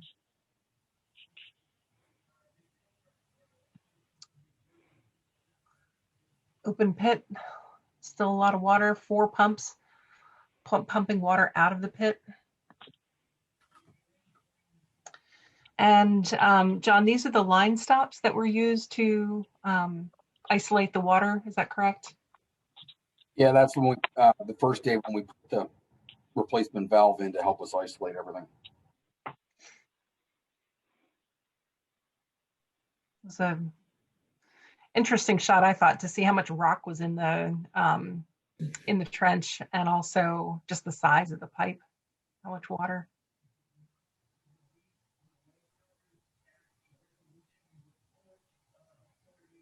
I know that this will sound silly, but initially they couldn't find a second source of a leak, but obviously the next day you did. Yeah, that was poor wording on my part. That there was still water that was flowing into the break from those unseated valves that I talked about. There wasn't a secondary break that was causing the leak that we had to call the line stop people. And it was the fact that we had a lot of water coming in through those valves that we couldn't get the seat to cut off the flow.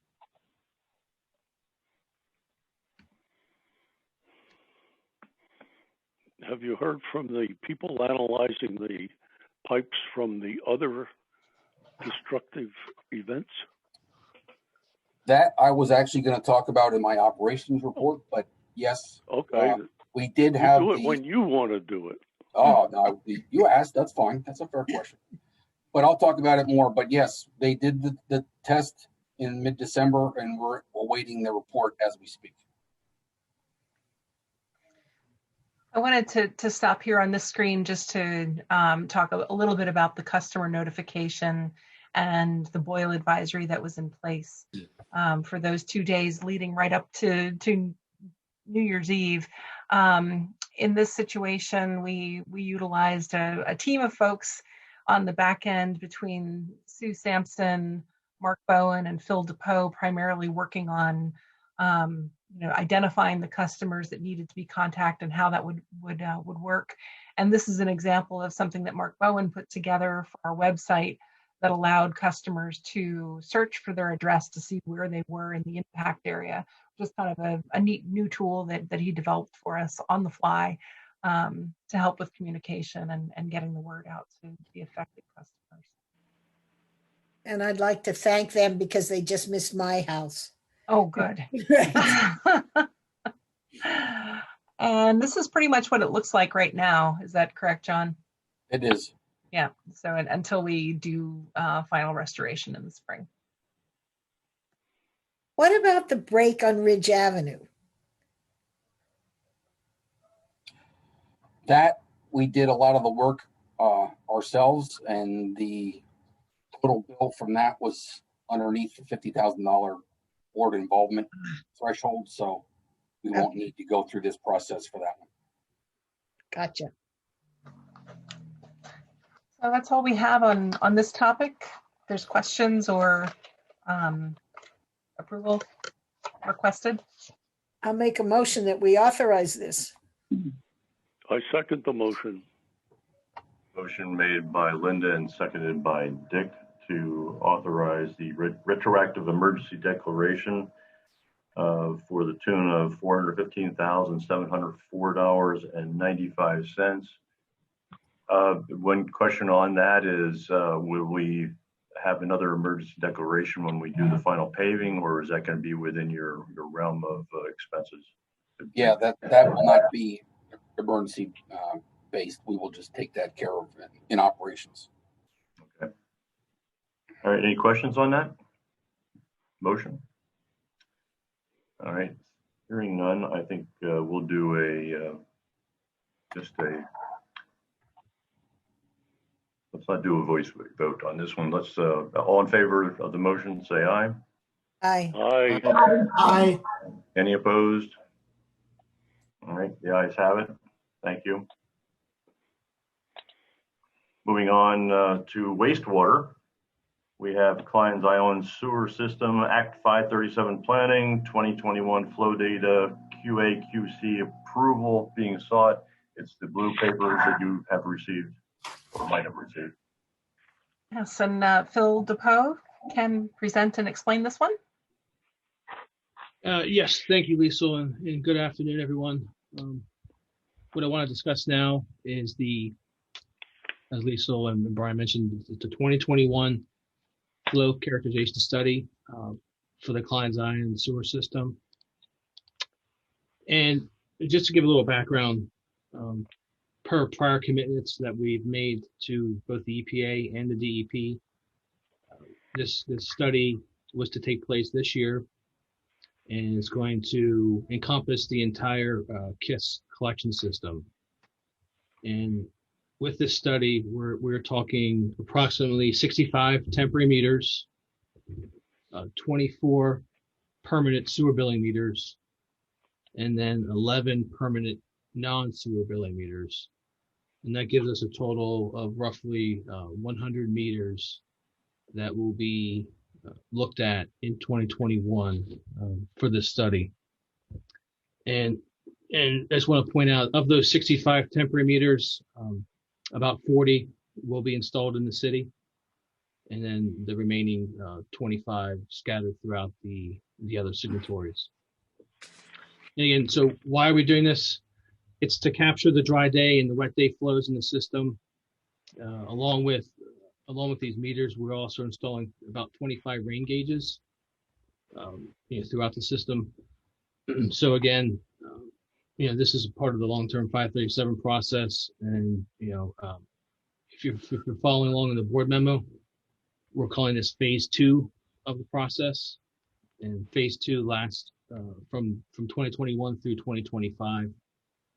And again, the interim 537 plan that was submitted in September of 2020, the KISS region made a commitment to do this study in 2021. So we're following our commitment that we made to DEP. So to talk about the temporary meter locations, we actually started identifying the locations back in June of last year. And again, we met individually, virtually, or in person with the signatories to help identify these locations. And the goal is to have all 65 meters installed by Valentine's Day of this year. And depending on how the data looks, it's going to be about an 8 or 9 month program. So if we have enough quote unquote good rain events by October, we may start pulling the meters out in mid-October, or we may keep them into mid-November. So it's about 8 to 9 months is what we're aiming for. To date, I just talked to Flow Assessment Services. They do have about 50 meters installed already, so they only have about 15 to go. And again, so all this data that we're going to collect will be used as inputs for the KISS model that we will be creating later this year. And again, if you recall, in 2014, there was a KISS model created, but that did not go into the city signatories. It was just an LCA and city model. This data that we're collecting with this program will be used to create a new KISS model. So it's going to include the entire system. So that's a big difference between what happened in 2014 and this year. So just looking ahead a little bit, after we have all the data from this year, again, the temporary meters and the SBMs and the permanent non-SBMs, the model will be created, and by next year we're going to start to run scenarios through 2050 using flow projections that have been provided by the signatories, to model the collection system and to see what sections need to be improved, upgraded, paralleled, replaced. So again, this is step one, is getting this important data. And in 2019 and 2020, the Western Lehigh portion of the model the data has been collected and has been built and it has been calibrated. If you recall, we've had some prior authorizations to Arcadis for the Western Lehigh portion. So the majority of this data will be outside Western Lehigh. Again, 40 will be in the city. So the intent is to take the model that has been built already in the Western Lehigh and then join it with the new model that will be created to get one comprehensive model. So just as a reminder, again, all this analysis will be incorporated into the 537 plan that's due by 2025 to DEP. And, the data will help, with phase construction approaches and laying out some concepts that we can include in the 537 plan. So back to the proposal at hand. In order to validate the data from these 100 or so meters, we need someone to look at the data in detail to make sure it all makes sense as a big picture. And we're proposing Arcadis to perform this task They want to do 4 major rounds of QA/QC. It's around, April, June, August, October is when they're going to do their 4 major looks. And if you do the math, it's about 3 hours per meter per round is what's anticipated. And again, that's some meters may require more, some meters may require less, but that's on average. And in addition to doing the 4 rounds of data analysis, the month of February will be dedicated to doing an install QAC measure, just to make sure that the data is looking okay based on how the meters were installed. And if Arcadis sees a problem with the data, they're going to go out with flow assessment to make adjustments. That may mean moving the meter, or putting a different type of sensor in. So that's what's going to happen in February and beginning of March. So again, like prior metering efforts, this QA/QC measure is needed to ensure that we have high quality data, and it's not there's no funny business with the data. I should note that flow assessment will be doing their own QA/QC internally, but again, that's just they don't have the full picture of how the meters are positioned regarding number of people in the system, and where exactly it sits in the entire system. So that's why we need this second QA/QC measure. But unlike the 2020 effort, this effort from Arcadis is just QA/QC. There's no rain derived I&I analysis. There's no rehab effective analysis. That would come down later in the road if a signatory would like to hire Arcadis to do that. So again, this effort is just the QA/QC of the data that will be collected in 2021. I did attach the flow assessment proposal. They have about 65 meters in their proposal, or 64 meters. And again, that's going to go up or down depending on how the data comes in. It could end up being 63, it could end up being 65. So if you remember the February 2020 board meeting, the board authorized flow assessment for a 3-year contract. And so this is year 2 of their contract. And they held the same unit prices from last year.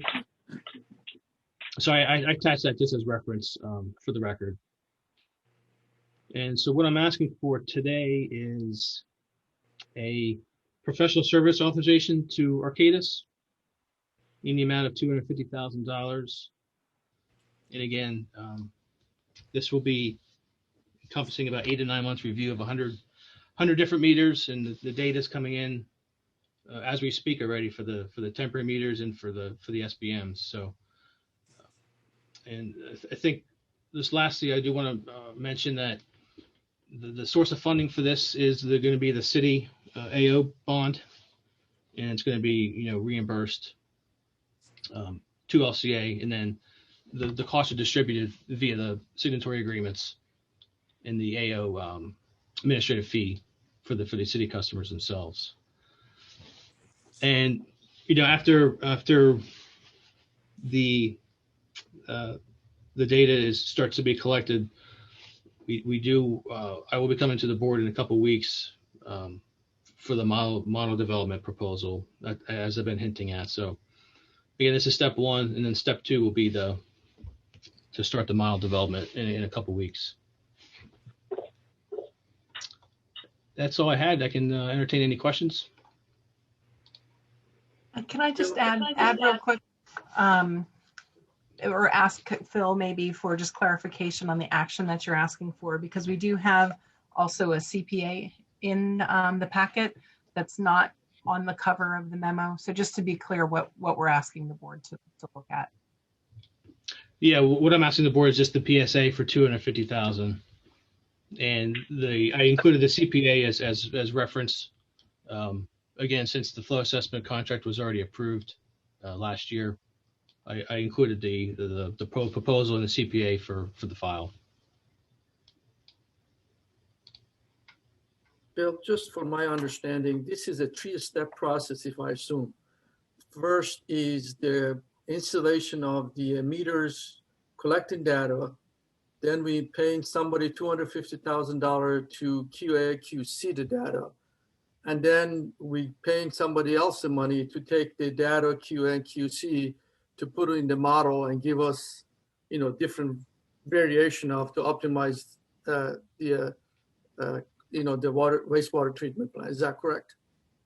Yeah, correct. Yes, this is mostly tied to the collection system. So yeah, it's gonna look at the entire collection system of the major interceptors of the KISS system. But yes, that's correct. So the dollar amounts that we're spending now for the data collection and data QA/QC, is very I guess minor compared to some of the proposed improvements that may be recommended after we run these scenarios. So it's it may sound like a lot of money right now, but the amount of capital that may be proposed is highly contingent on making sure this data is accurate. I think I'm struggling because of my lack of understanding. What do they do for QA and QC? I mean, they just look at the graphs to see. So I just stopped. Just explain to me what do they do when they do a QA and QC for the data they collect from the meter? Yeah, so they look at. I'll give you an easy example.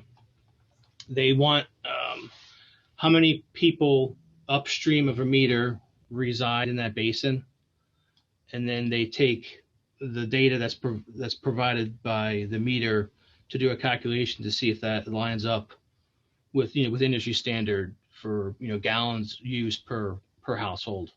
So that's one example of a measure they take to make sure the data is not saying it's too high or too low. So that's one example. Another example is if there's a significant jump in the data, why did that occur? Is it something that's problematic with the install itself? Is it problematic with the meter itself? Do they have to move the meter? If the flow's too low, should we just pull the whole meter out and don't even bother doing that basin? So those are just some brief examples of what they're looking at with the data, per these rounds. And then again, when we get a big rain event, that's going to be require this whole nother scrutiny to make sure the rain matches up to what the data is saying. So again, hopefully I answered your question with that one. Yeah, I'm just struggling with what you say. This is we don't have any capability to look at, okay, this flow meter here, there are 10 customers up there, average, they use that many gallons. So it goes through, the meter should read average between this minimum and that maximum numbers. So if not there, so there's something with the meter, right? Right. I'm just trying to see, we don't have the capability inside to do that. Not in-house, no, not with the amount of, as you can see, how many hours they're proposing for this. And was it like 1,200 hours? Yeah, we don't have that. We don't have the staff to do that. Correct. So you are assuming that there are, and those number assumption is based on how many numbers are going to be off based on theoretical calculations. So in reality, you don't know whether you need 250 or you need 400,000 because all depend on how many things could go wrong. Yeah, I think I mentioned that if you do the math, it's like 3 hours per round per meter. So that's an assumption that they're making. And again, some meters may be totally fine and this may be half hour, that's all it's needed. But some meters may take 6 hours. So that's the average. And so yeah, you don't know until the data starts to come in. And I guess as a side topic, we could take the data at face value from the meters, but the counter argument to that is if we're proposing a $100 million collection system upgrade, the scrutiny of the data that was used will be questioned. So This is to avoid, data, where's the source of the data, and can we trust that data? So again, it sounds like a lot of money, but at the end of the day, it's going to be a small percentage of the potential proposed upgrades that will come down the pike. And the modeling money that we approved a year or 2 years ago, is that the same modeling, or is it different modeling that we're now expanding to the wastewater treatment plant? Yeah, so the 2019 authorization was for the collection of data in Western Lehigh, and then the QA/QC of that data. And then there was a 2020 authorization to create the Western Lehigh portion of the model and to run scenarios in the Western Lehigh area. So we're going to take that model and with this new model over the next couple months and combine the two to create one entire KISS model. So we did it in phases. Okay. So this will be the last major metering round for the 537 and the last major QA/QC of the data for the 537. Okay. Phil, it's Jeff. Just a couple comments to maybe sort of go toward Amir's comments. So, once you put a meter in place, Amir, then you have to delineate the drainage basin for that meter, identify the number of customers, calculate the theoretical flows, calculate the theoretical flow in the pipe, and then compare that to the meter data. And your meter data probably is read every 5 minutes, if I had to guess, Phil. There could be negative velocities. There could be measurements where the flow gets too low. A lot of times the probes can only measure to like 2.5 inches. So spending 3 hours per meter kind of figuring out if the data is good, even though it adds up with the dollar value, to me doesn't sound too terribly unreasonable. The other part of that I would say is that the fourth step in this process is going to be taking this model and putting it into the Act 537 plan, which DEP is going to review and scrutinize. So, we don't want them to come back and say our data is no good.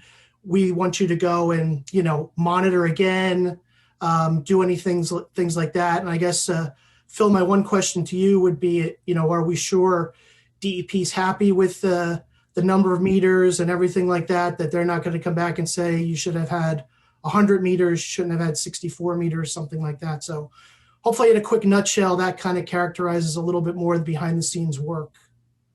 Yeah. Thanks, Jeff. We've had this conversation about the DEP and what they would want to see and what they don't want to see. And the comment that DEP made to us, that was well over a year ago, is you put in the number of meters that you think is appropriate for your system, but you make sure you have the data that you need. So they were dictating the number. So we've always said about 100, and so we're right in line with what we told DEP in over a year ago. And Arcadis is comfortable with that number too. Any more than that, it would just be not a waste of time, but any more than that wouldn't be any more benefit, for the 537. Any other comments?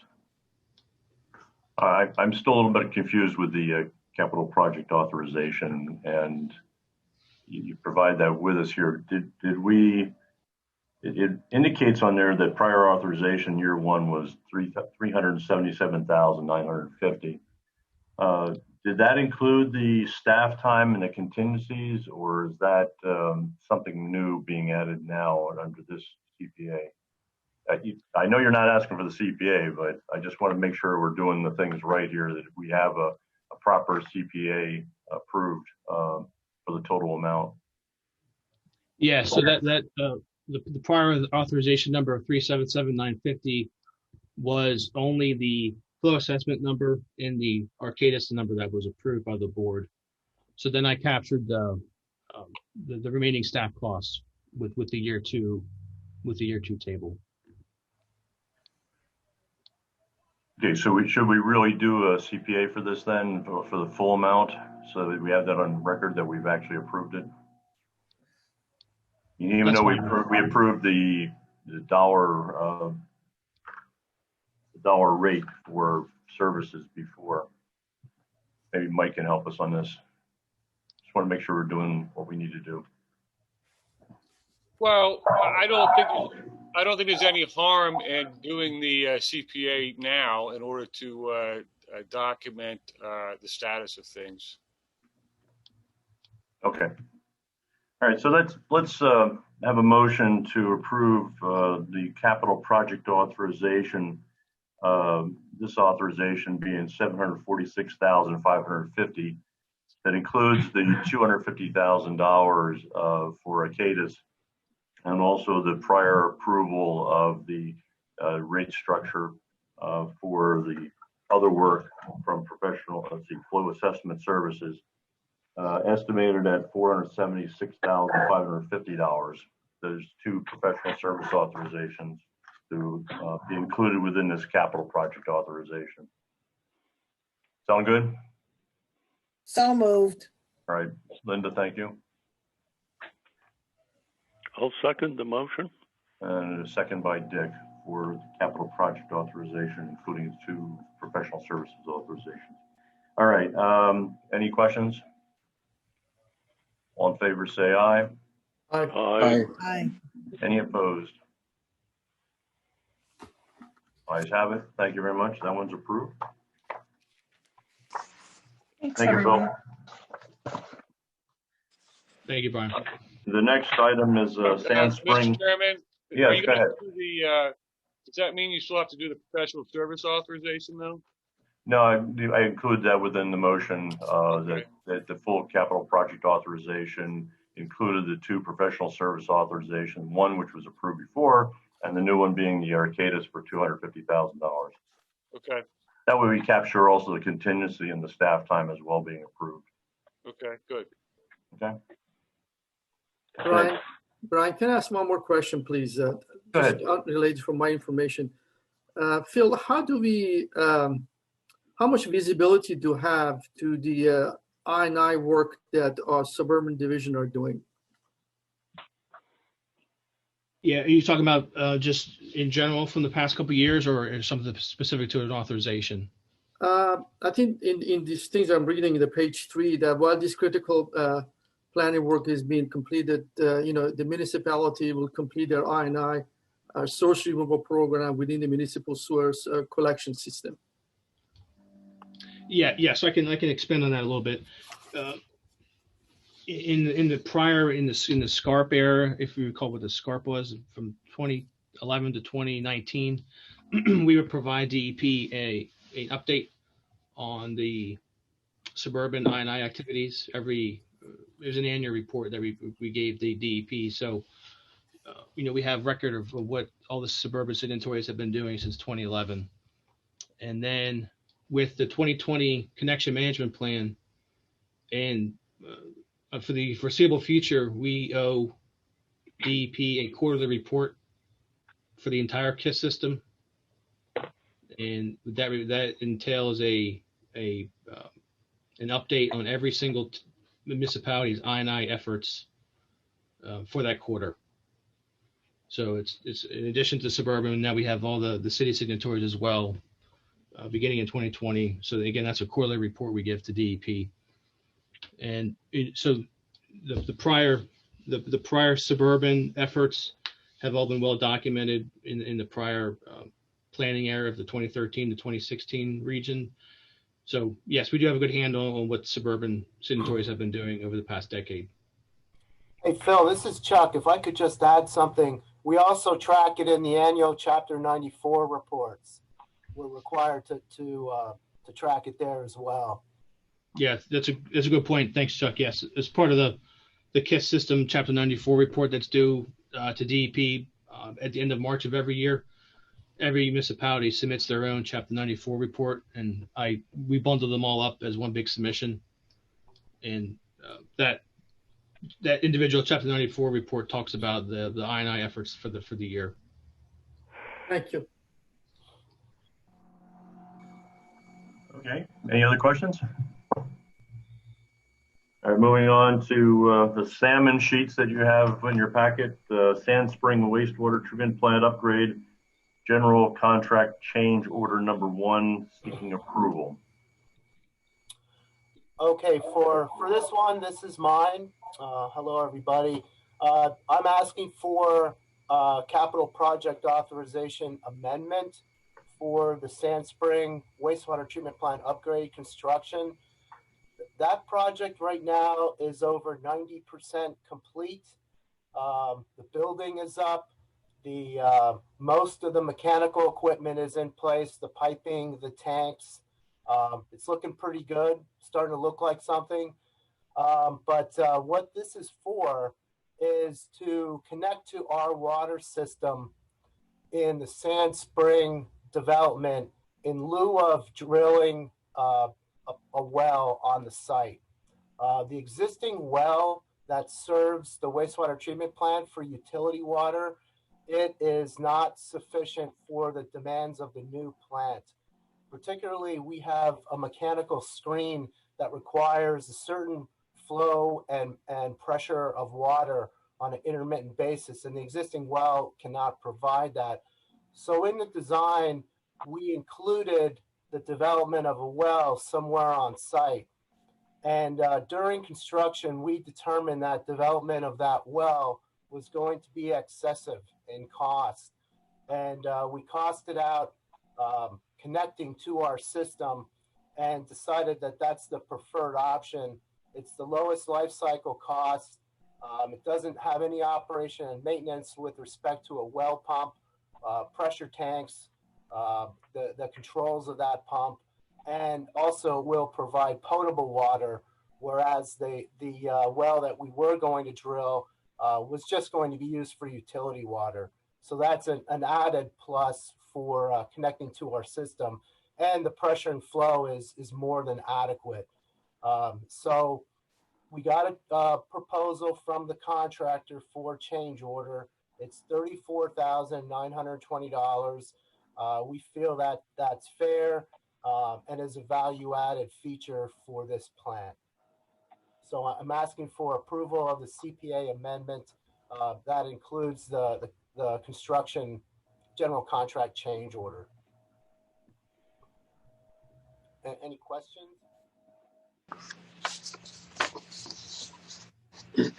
Any board questions? The total is $39,920 that you're asking for. Yes, yeah, $39,920, and that includes the $34,920 change order. So there's some staff time in there and a small amount of contingency. So moved. I'll second that. Okay, motion made by Linda and seconded by Jeff for capital project authorization amendment number 1 for $39,920 that includes the general contract change order to Lobar Incorporated of $34,920. Any other questions? All in favor say aye. Aye. Aye. That includes a few that are still muted. All right. And any opposed? My ayes have it. Thank you very much. Thank you. All right, moving on. The monthly financial review, I wasn't certain what you were asking for there. Is there a financial review at this time, or is that just going to come in the unaudited report available in February? We're going to get a double whammy next month. Yeah, okay. We'll be doing a lot of things in February. Essentially, we hold the books open to capture all the activity that we can possibly capture in 2020. And in fact, we're going through a formal closing of the ledger this week. So we really haven't even started to do a full-blown financial statements and probably until after that formal closing. And so that'll leave us basically at the second week of February to talk about unaudited statements for this year. Okay. Guess we can move on then to the monthly system operations report. review. John, you're on mute. John, you're on mute. Yep. Sorry about that. Here we go with the December 2020 operations report. Water production, Allentown side, 20.14 MGD. Sean Springs supplying 7.33 of that. Crystal Springs supplying 3.69 MGD, and we withdrew 9.12 million gallons per day from the Little Lehigh Creek, and we did not use the Lehigh River at all. Central Lehigh, total demand was 9.22 million gallons per day. 5.40 of that came from Allentown. 3.82 came from the suburban wells, and the sum of all 12 of the other suburban water systems total 150,000 gallons per day. Wastewater treatment side, Klein's Island treated 35.1 million gallons per day. 4.44 million gallons per day went through the treatment plant, and the sum of all 5 of the other suburban wastewater systems treated 240,000 gallons per day. Precipitation totals for December, 4.75 inches. There were 17 compliance reports submitted to Allentown, 0 NOVs. There were 3 SSOs and bypasses during the month that I'll elaborate on in a second. Main breaks, Allentown had 4, suburban had 3. Customer service phone inquiries, 1,635. We still are not doing any water shutoffs for non-payment. No injury accidents for the month. Emergency declarations, as we just talked about a few minutes ago, there was one on the main break on Devonshire, $415,704, and there were no emergency declarations in suburban. Significant repairs and upgrades, there was nothing to report. NOVs and SSOs for the month. We had a bypass at Klein's Island on Christmas, resulting from heavy rain. We had a second bypass occurring at Heidelberg Heights wastewater treatment plant that started on Christmas and lasted until December 29th. We had a single SSO that occurred on December 1st and 2nd. That was a small pipe break that happened at Sand Spring wastewater treatment plant, accounting for about 20 gallons of discharge.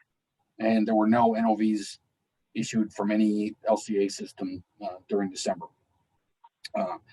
Just as the question Dick had given me a few minutes ago, Xylem and Gannett Fleming did complete the condition assessment of over a mile of 36 and 30-inch ductile iron pipe transmission main. The study was done on December 14th and 15th. They told me to expect at least 90 days for the report to get here because they have a ton of data to analyze. So we're expecting the report probably in late March, early April, probably at the earliest. And obviously we're looking very forward to seeing what their conclusions were.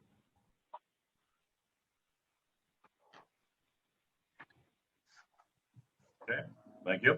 Any questions? Yeah, just a quick question, John. Was that report for the 17th Street line or the Mac area line? The 17th. Okay, good. Thank you. That's right. Just a little confused. Sorry. Yeah, 17th was built in '83 and it's ductile. The last break on Devonshire was built in 36 and was cast iron, so it wasn't a similar problem. We didn't include that in the study is what I'm getting at. Okay, staff comments? I have no additional comments today. Thank you. All right, solicitor comments? No comment, thank you. All right, public comments?